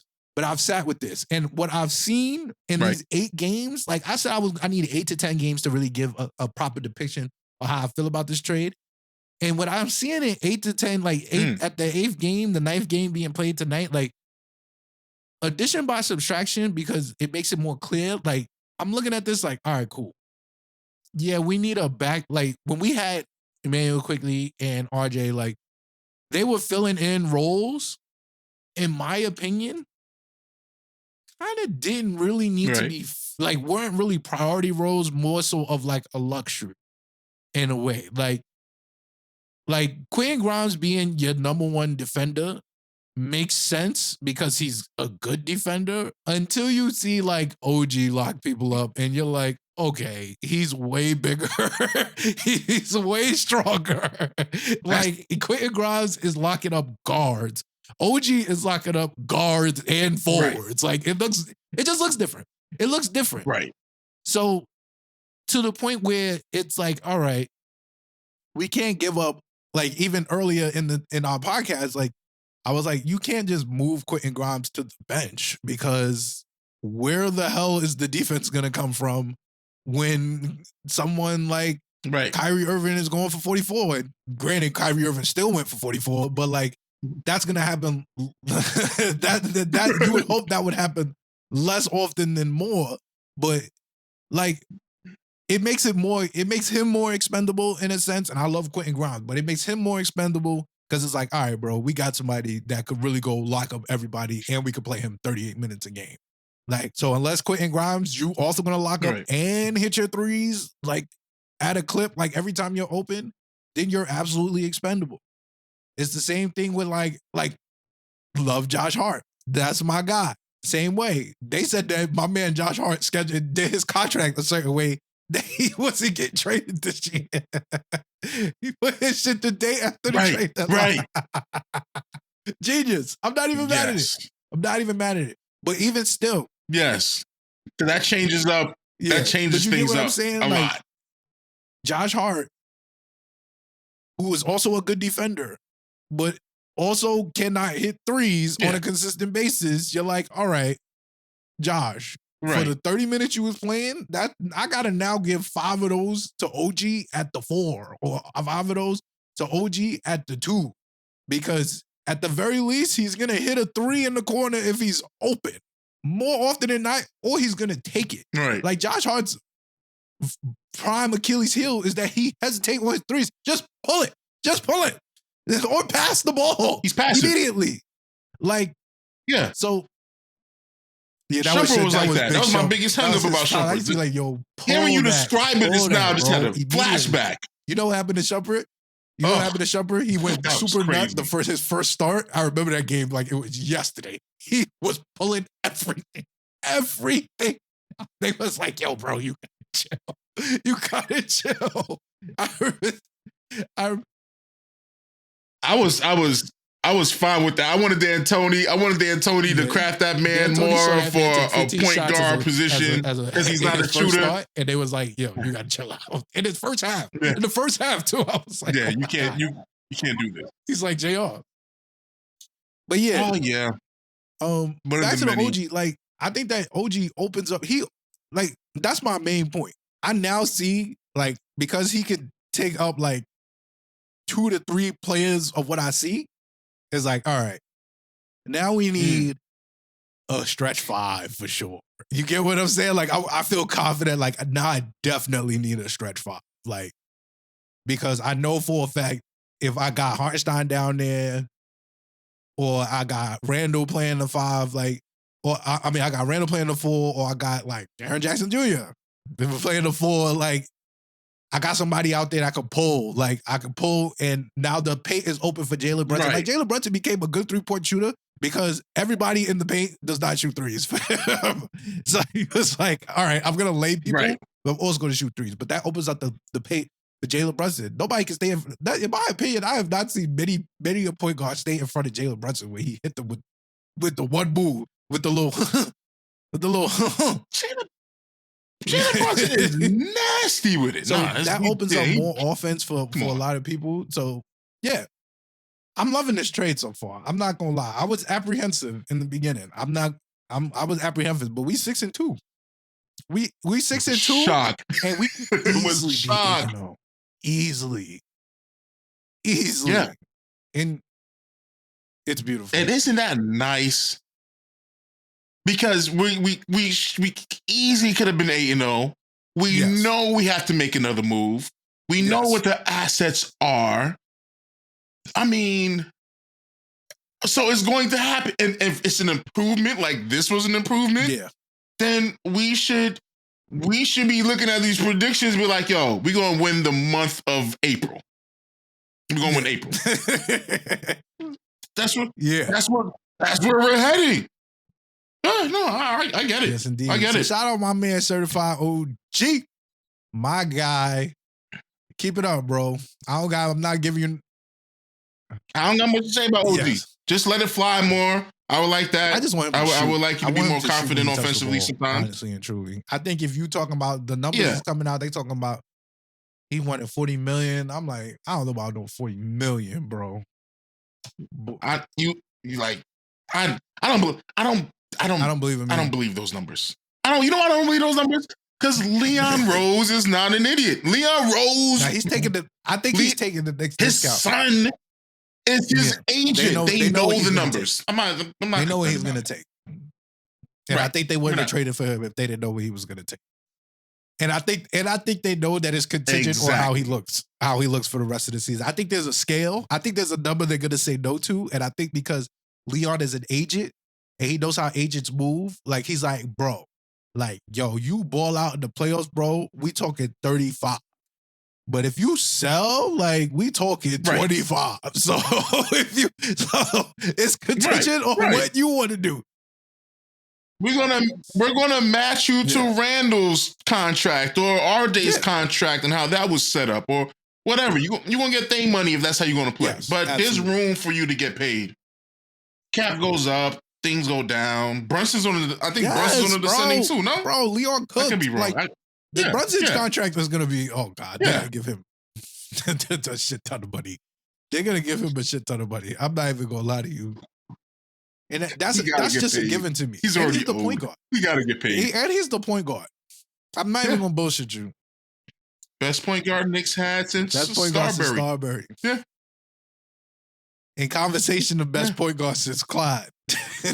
If he give it, I need one more year. I need about 5 more months to really be here. That's all I'm saying. I'm about 5 more months for being here. Like, yo, he better than Starbury. Yeah, no. There's nothing to complain about OG. OG fits in perfectly. He kind of is it still the all ISO offense? If it's with OG, who's not really much of an ISO player. Movement. I've seen what it looks like. Because you can't, bro. When OG is moving, like I told you, he said he's just gonna cut. When you moving like that, it's like, bro, if I don't pass him the ball, I'm gonna look crazy. I'm telling you, that's what it looks like. Like when I'm watching him do this ball movement shit, I'd be like, bro, I love the all ISO aspect of it because Jalen Brunson is my favorite player. So I can't just be like, I don't like all ISO. Like, he's him. You feel me? That's what he does. But when it's like, all right, I'm moving the ball around. Now the ball come back to me, but everybody's moving. That's what I'm saying. Everybody has to move. Like, Jalen Brunson and Julius Randle can take most of the shots. I don't care about that at all. Right. But you can't be stopping you can't be stagnant and waiting around looking at the ball. You can't stop the ball. Don't stop the ball. We look way. I'm not even gonna say we look bad when the ball stops. I'm just saying we look way better when the ball is not stopping. Like, it's like, all right, Jalen Brunson's about to take the shot, but he passes to Quentin. Ball moved around. Jalen got it back. Now he jabbing. He got it back, but now it's not the primary defender on him. It's some other nigga over there, like the second year guard that has no clue what he's doing on defense. And now you gonna cook him. It's a higher percentage shot. Right. And it looks crazy because they're shot makers. So if you're when you have shot makers everywhere on the court and you move the ball around and you keep moving it into one of your shot makers, get a good look, that's the offense that's going to win. 45% that's the offense that will thrive. From the field every time. Every time. Yeah. Every time. All day. You have 6 players with 15 points. It's going to look beautiful. Yeah, You're going to be like, wow, everybody is really passing the ball. That's the goal. That's been my dream from jump. I stand on that. I love that. It's about stars. I know that. You don't got to tell me that. I know that the all ISO offense is effective in April, May, and June. That's when it's been effective. It's been its most effective. Can't wait. But if you move the ball, you will be more prepared during that time. Oh. Because instinctively, and that's my whole point. Instinctively, you gotta, like, we know Jalen is nice. We know Julius is nice. Instinctively, you gotta get these other dudes nice, bro. Like, you gotta get these other dudes nice because in April, when it tighten up, we gotta build those good habits. And they double team you. Yo, we saw Jalen Brunson get double teamed 94 feet, bro. 94 feet. Yeah. 94 feet. Yeah. You gotta get these other dudes nice. And almost still average 30, by the way. But that's neither here nor there. That's neither here nor there. But yes, we got to get these other dudes nice. All right, it's time. All right. It's time for the Knicks picks previews. Yes, indeed. All right, so once again, Deuce minutes. I just want to give my boy props again because he finally got time to shine, and he does look good out there. and we may be going a little too hard about that one corner. We got to just keep watching and see. I love you, dudes. I really do. It was so bad. That was bad stuff. It's all right. We got to work that one. If you give me he does something tonight, I'm gonna forget about it. I promise you. I forget about it. It's just January. Right. If we think about it. Right. You only now starting to play and get minutes this year. I just am nervous that we started doing this in January. Like, if we started doing this in November, we would have worked out the kicks already. I don't think January to April is enough time to work out a backup point guard on what we are considering a contender. Like, yeah, that's just my. What we're trying to do. It got nothing to do with. If you're going to trade IQ, trade him in the summer, that we have. No, you're right. All right. Yes. Like I said, welcome to the previews. All right. So Knicks are currently playing the Houston Rockets. I think we up like 4 points, but it doesn't matter. It doesn't matter. I'm picking us to win regardless. Shout out to the Houston Rockets. Yeah. They've been playing good basketball. I did not think they would be playing good basketball at all. Because Dylan Brooks is what now? Yo, all right, so I'm going to be real with y'all. So Dylan Brooks is kind of endearing to me. I'm a fan. I'm kind of a fan. I kind of like it. So when I see like funny shit that assholes do, like I find that shit to be funny to me. Like, like think about it. Like you start from like nobody likes him in the league. No one likes him in the league. Like Donovan Mitchell told us nobody likes him. He got like 3 friends. Nobody like him at all. At all, right? He started beefing with everybody. He's like, yo, I'm Dylan the villain, this, that, and third. He started beefing with Braun. Obviously, Braun cooked him, but we knew that would happen already. I felt like that was more of a story than it needed to be. Like LeBron James, like arguably one of the best basketball players to ever play basketball ever, is playing against Dylan Brooks. And a lot of people that play basketball. Like, going against undrafted Dylan Brooks on an $8 million contract. Like what you thought was going to happen. That's all I'm saying. Like, he was going to cook him. And Braun fed into it, obviously, but he got Dylan Brooks paid. He got him paid. Because, and he's living up to it. Like, they got Freddie VanVleet, as y'all know, part of one of the more infamous MOs in recent Knicks history between him and Jalen Brunson. So I like Freddie. I like Dylan. I like the. We had some good battles against Fred VanVleet. I like Fred. We did have some. Yeah, we went to war with. Respect. Nah, that was. I remember they rolled out Fred and four power forwards. Fred and 4 power forwards, and they started lining up. I was like, oh no, this is insane. But Freddie is in Houston. He's down there with Ime Udoka. Good coach. Got fired for being a nasty man, but you know. Cam, thank you. Ridiculous. But he's back coaching, and he's a good coach. So I expected him to be decent, but they're kind of good. I'm not gonna lie. He's developing the big man, Şengün. Looking like a young Joker. We spoke about that on the Dylan Brooks, another descending contract. They gave him his money. They gave him his highest paid contract up front. They gave him his highest money up front. But that's smart because they don't got to pay none of their young boys. And they probably gonna pay Jalen Green. They probably gonna pay. I think maybe they might not pay Jalen Green. Honestly, I think they're gonna pay. They're gonna give Şengün because he's the best player out of all 3 of their young players. Like, he's good. He's like Joker Jr. from Turkey, like a young Joker when he was playing with Nurkic. Who else? Oh, Jabari Smith. They might pay him, but I'm not worried about him either. I'm not worried about Dylan. I'm not worried about Freddie because I think we win this game. I think we win it handily. I think we got to get back into our winning ways, especially after Orlando. Jalen Brunson is back tonight. No. Right. We can't lose tonight with Brunson being back tonight unless you're telling me that Randle was going to sit down in the second half because he got injured.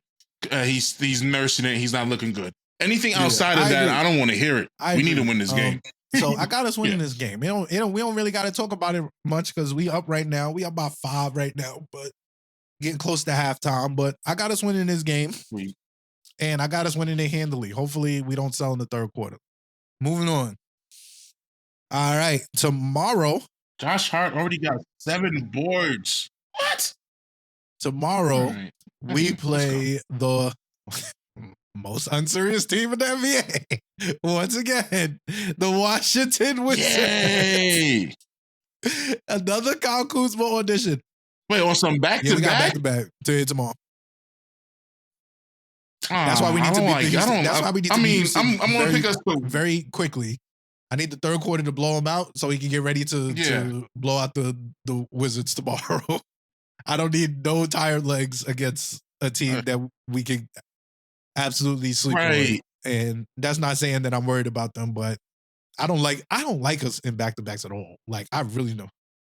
I'm not worried about them. I just don't want to lose to them. It's ew.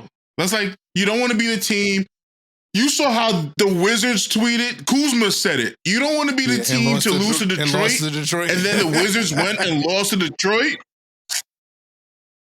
I don't want to be the team that lost to the team that lost to Detroit. Yeah, you see? There you go. We can't have that. Be the team that lost to Detroit. We can't have that lost to the team that lost to Detroit. And that's Washington Wizards with the most unserious basketball team in the United States and Canada. I'm talking. With that being said, we're going to just count that as... That's 2-0 for both of us as so a dub.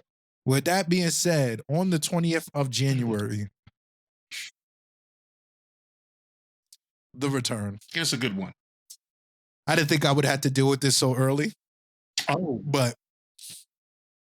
Oh. The return. You mean the return. Emmanuel Quickly and RJ Barrett back in the building, ladies and gentlemen. Are we playing in the Garden? I'm going to look it up. Yeah. Oh, my goodness. Yeah. Ooh. Yeah. Emotions. That's a emotions. Tickets are already just ridiculous. So that's how you know it's emotions. If it's fiscally costing you, it's emotional at the Garden. I just want you to know that. They charge floor seat price. Yeah, they call it based off of feelings. They definitely call up it for their guys. Especially 2 beloved figures such as RJ and Emmanuel Quickly. So needless to say, I got us winning this game. It's gonna be emotional. I hope the Knicks PR team put together a nice little tribute for my guys. And show respect. Play them both back to back. I want separate ones for each of them. Show respect. I don't want no I don't want no montage of both of them. Don't disrespect my guys. Yeah. Play RJ's first and then play Quickly's.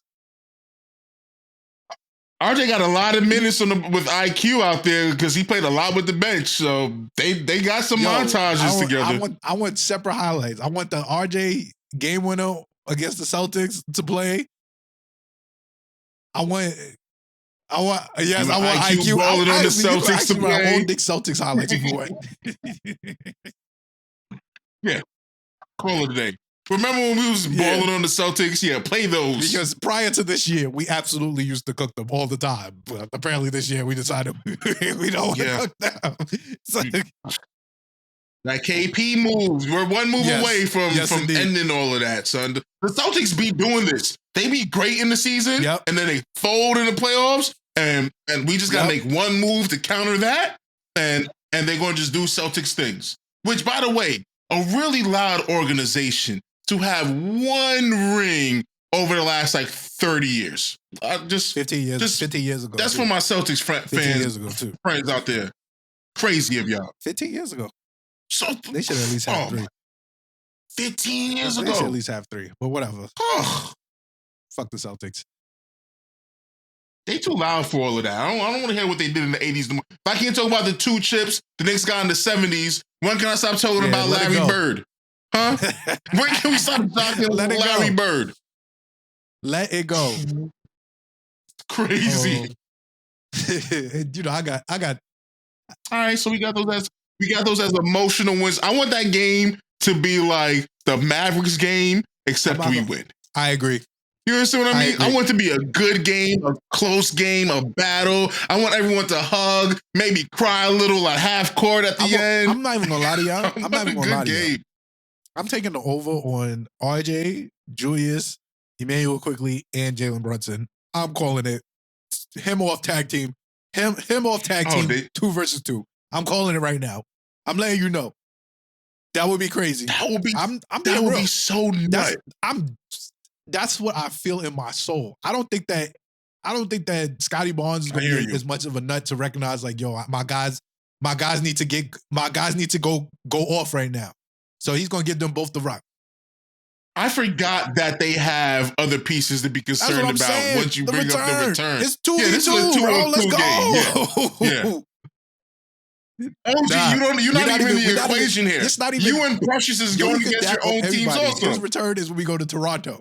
This is the return with Emmanuel Quickly and RJ Barrett. And I got jail for both of y'all. And I love y'all. And I got jail for both of y'all. Yes. I'm taking the over, though. Oh, OG going to have I'm picking the under for RJ.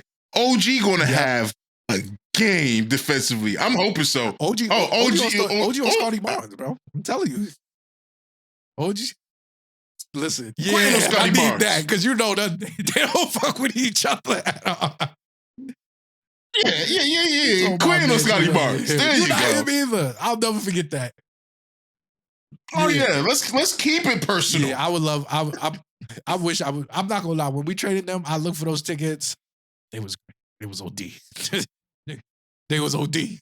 I got some family out there in Toronto. It was worth taking the trip. When I saw them tickets in the garden, I was like, whoa, that's steep. Yeah, nah. That's steep. Garden be making you look at the calendar like, yo, y'all already know how we feel about the Cavs tickets. The Memphis tickets. I see Memphis tickets for $4. Yeah. $4 on Saturday. The Knicks were in town. When the Lakers are in town, they still $4. Mm-hmm. I'm telling you. I'm gonna start going to DC games. I'm gonna start going to Wizards games out there for good matchups. My man went to the Knicks. The last Knicks Wizards games. He went down to DC. 3 hours. He said, "Yeah, them tickets was like $30." Yeah. I made a day out of it. yeah. I'm down for that. Brooklyn Nets games, I was damn near courtside for free. Someone handed me the ticket. Yeah, Nets is good for that too. Yes, it did. I love it. All right, yeah. I got us at 3. We got us at 3-0 so far. Speaking of the New Jersey Nets, as we transition into the next game, Knicks play in New Jersey, but also play obviously in Flatbush. Against the Nets. Yeah. It does. But it reeks of Jersey. It just reeks of Jersey. That they went and displaced all them Flatbush people. Shout out to Linden and Nostrum. We displaced all them Cobble Hill and Flatbush people to fucking put that big ass doofy building in the middle of Flatbush next to the freaking Stop and Shop, which used to be a Pathmark, by the way. That's how you know that's real gentrification. They went and put fucking Stop and Shop instead of Pathmark. Yeah. It's crazy. Yeah. But we go down to what is essentially a home game. Just 6 extra stops on the train. Right. To play New Jersey. Ride my bike as over. I told y'all, I just will never admit to losing to New Jersey on wax. So I got us winning this game, and I got us winning it handily. Hopefully, Mikal Bridges plays a better game than he played last game, because if y'all remember correctly, we put that brother in Alcatraz. I ain't never seen a brother get locked up like that. That was such a Knicks target. You know, when Knicks targets, they actually auditioned pretty well. They've been auditioning pretty well this year. OG, before he came, he scored 29. He scored 20. Yes, he did. DeRozan and Drummond, they did their thing. They scored well. Yeah. Mikal. They all why they all auditioning so hard for New York this year, bro? It's the place what is it? Listen, you get a point guard, that shit change your whole life. I'm not even gonna lie to you. I ain't never felt as confident as I felt off the bus since we got Jalen Brunson. The last time I felt this confident, legitimately, guess who was the point guard? His name was Jason Kidd. And he was here as like 37. I was like, I feel confident. We can win this. We can win this. We got somebody that makes sense at the point guard position. Should I play Chris Copeland? That was my guy earlier? from Colorado. Okay. Yeah, we should have played Copeland earlier. Yo, being a Knicks fan is absolute insane. Like you gotta be out there to be one of us, bro. But respect. I like. There's so many random. So we have each other. We're both 4-0 this week. I got us reeking off the stench of 6-2. You feel me? It turned out to 10-2. Yeah, the stench from 6-2. 10-2 sounds way better, in my opinion. We're better than 6-2. 6-2. That's the only real pain I felt this week. Is the fact that we should be 8-0. Which is beautiful. You, after that Trailblazers game, it was going up. I'm not even gonna lie to you. It was going up if we beat Dallas. Yeah. Oh man. That was God telling me I need to be more humble. That's all I'm gonna say. That's all I'm gonna say. He was like, chill out, not yet. Save it for March. Save it for April. And I was like, bet. It's real though. So 4-0 week. I'm sorry, that jerk just now. Y'all just called me check my bank account. Random auto draft. Shout out to auto draft, auto pay. Everybody doing auto pay. Shout out to y'all being real adults. Yeah, that was real just now. Let's go. You already know it's time for Knicks for Clicks. LOL Knicks.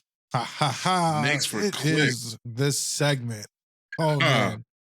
Where these Knicks fans and Knicks anti-fans say just the talk about things, bro.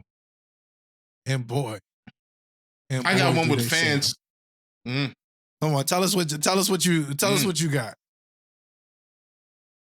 Mine's just simple. I'm not even sure if I said this before or not, but let me just get it out the way because it popped into my head a little while ago. And I'm like, oh yeah, no, I want to speak on this.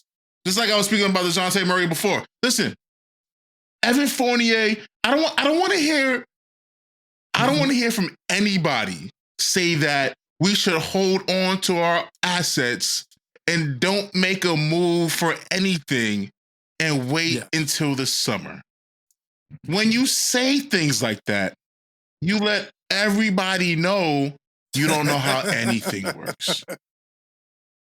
You understand? Like, you can't ask me to respect such a thing. Why would you hold on to all these protected picks that's either losing value or let's say we do draft 2-3 first rounders, where are they playing? It's just, it's not a thing. They're worth more obscure than they are drafting the players and then trying to bundle them and trade them. You have to give the other team the option to pick who they want. You can't pick for them three players and say, here's the 3 rookies we have for you. Now give me your star. It doesn't work that way. And Evan Fournier, who has a team option, so you're telling me, because imagine the headlines on this. This is why I had to bring this up. Imagine the headline saying, New York Knicks pick up Evan Fournier's team option. Imagine we pick that up so that we can trade it. Because if you want to wait until after the season, then you have to pick up his team option so that's an asset that you can move. Now, once again, imagine a headline saying the New York Knicks, who played Evan Fournier maybe 3 times this year, and it never looked good, picked up his $19 million team option. You're out of your mind. So that means we wasted the picks. We're paying Evan, and now we're going to try to make a move with them. For what? It's lazy, and I expect better from you. It's lazy and I expect better. I think you could be better than that. I believe all of you can be better than that. And that's why we're here. All right. So please, no more of that. Yeah. Because it's stupid. I agree with you. I think that all right. I think that Knicks fans have to understand that it's a business. And yes, you value your players more than you value other teams' players, or that you think your players hold more value than other teams view them. You know? Like what you think is fine, like there's a reason why there's discourse on whether to pay Emmanuel quickly $30 million. Because there's some people that think it's a good idea, and there's some people that think it's a bad idea. Like so you're always gonna have that. And I think that level of discourse is healthy. Like you have to have that conversation because that's what gets people paid. At the end of the day, you got to sit here and go, well, I have this as to why he should get paid. Well, I have this as to why he shouldn't get paid. But you shouldn't be like, yo, he's worth $30 million and that's that. Like, there's no finality in business at all. At all. And right. Hey, yo, and Fanspo, everybody, FANSPO.com. All right. Before you tell me to trade McBride and 2 picks for Murray, I want you to go and put your trade offer in there and see if it can be done or not. Because y'all really, there's a video going around of teenagers that can't read an analog clock. Okay. And I'm like, yo, we gotta be better than this, people. And I extend this to the adults out there, not just the teenagers. Yeah. We gotta be better than that.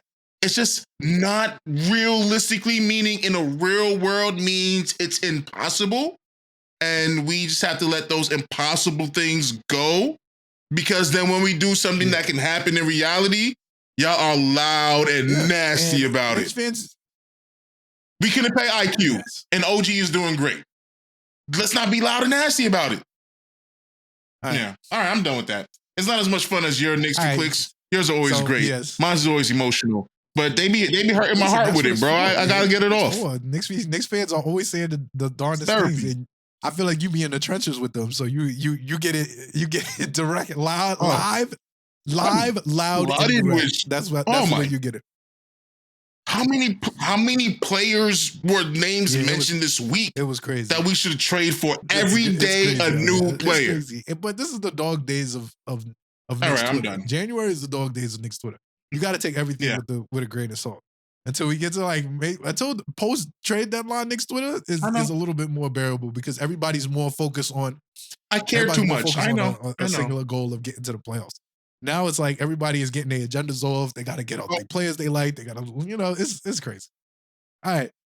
So, my Knicks For Clicks. God, I hate dealing with these. Oh yeah. So. Oh yeah.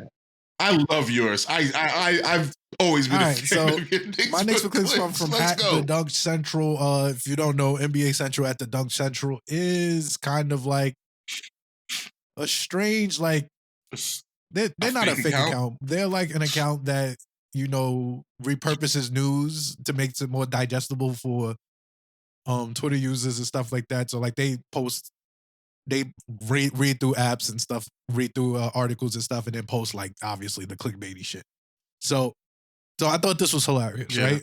So next at the Dunk Central says a Knicks team source says the team finally got rid of the quote unquote softies after trading RJ Barrett, Obi Toppin, and Emmanuel quickly. So much been happening. I forgot that one. Pointed out that in moving Obi Toppin in the summer, then Barrett and quickly recently, we got rid of the softies. The Knicks roster now consists of nearly completely of hard-nosed defenders. All right, that came from Newsday, right? So, written by Steve Popper. Anyway, so I hate this for several reasons, right? I hate this for the simple fact that this is OD clickbait in the sense that no one asked for this information. OD. No one asked for this information at all. OD. Like, and there's some hater shit. Like, right. What is this? I've never even heard such verbiage used before. Like the donuts from a softie? Like the ice cream truck? Like, come Yo, and this is why I cannot stand, bro. I cannot stand dealing with Knicks Twitter. Like, and dealing with NBA Twitter in itself. Like, everybody is trying to get off an agenda. And we wouldn't have Knicks for Clicks if it wasn't for the consistency and the frequency in which this happens. Yes, you could go there right now and find something damning right now. You could like speed search it. Like it would take you less than 5 seconds. Just type in Knicks. You'll get one take. You'll be like, all right, this is foolishness. This is foolishness. All that to say, like, I can't even really entertain this. I just wanted to bring this to y'all attention that we got rid of the softies. Is RJ soft to you? I don't think any of is IQ soft to you? I've seen enough. Me personally, I just don't think that that's the reason. Like they was like, yo, the softies is in the locker room. Get these niggas out of here. Like, what's going on? Right, like, yo. What kind of metric is that? Is this the Oakley metric? Is this the... What kind of metric is that? There you go. Got no heart. Goodness, he got no heart. That's what it is. I'm just, no comment. No further comment. No further comment. Softy. The verbiage, highlight, underline, Newsday. Softies are gone. That, ladies and gentlemen, is your Knicks for Clicks for the week. If you find something better, I won't put a sour taste, like, bro. If y'all find something better, please put it in the chat, put it in the group, put it in put it on any post you see. Just be like, Knicks, it's hashtag Knicks for Clicks. LOL Knicks. Like, y'all are just, oh God, I can't do it, y'all. Thank you guys once again for tuning in to the Knicks in 6 podcast. Yo, I think I'm glitched just now, bro. I'm broke. I'll feel you. Yo, thank you guys once again for tuning into the Knicks in 6 podcast. You can find us everywhere at Knicks in number 6 IX Pod. You can follow the network, Smooth Family Network, at Smooth Family ENT. You can follow me everywhere at Frostman Guru, and Sean will find you. And you can find me just stirring shit just up. Google search in your native Knicks group. You know what's so funny? As we end this off, I love scrolling through Facebook and seeing you arguing in different groups that I'm not in. I mean, like, yo, he's on y'all. He's on y'all. I be arguing everywhere, dog. Yeah, y'all don't know how much time I'm a day trader. I make my money on my laptop, wherever, in my phone, wherever I am. My free time is plentiful. So when I'm stressed because of the market, I take it to the Knicks. Oh, and you guys are keeping me right. So you're giving me the outlet to live a long one, and I appreciate it. Woo. Always. Shout out to Smooth Family ENT. I enjoyed this. Yo, we're the February 8th is coming. The trade deadline is coming. A trade is coming soon. Yes, indeed. All right, guys. We will see you guys next week. Peace. Yes. Peace.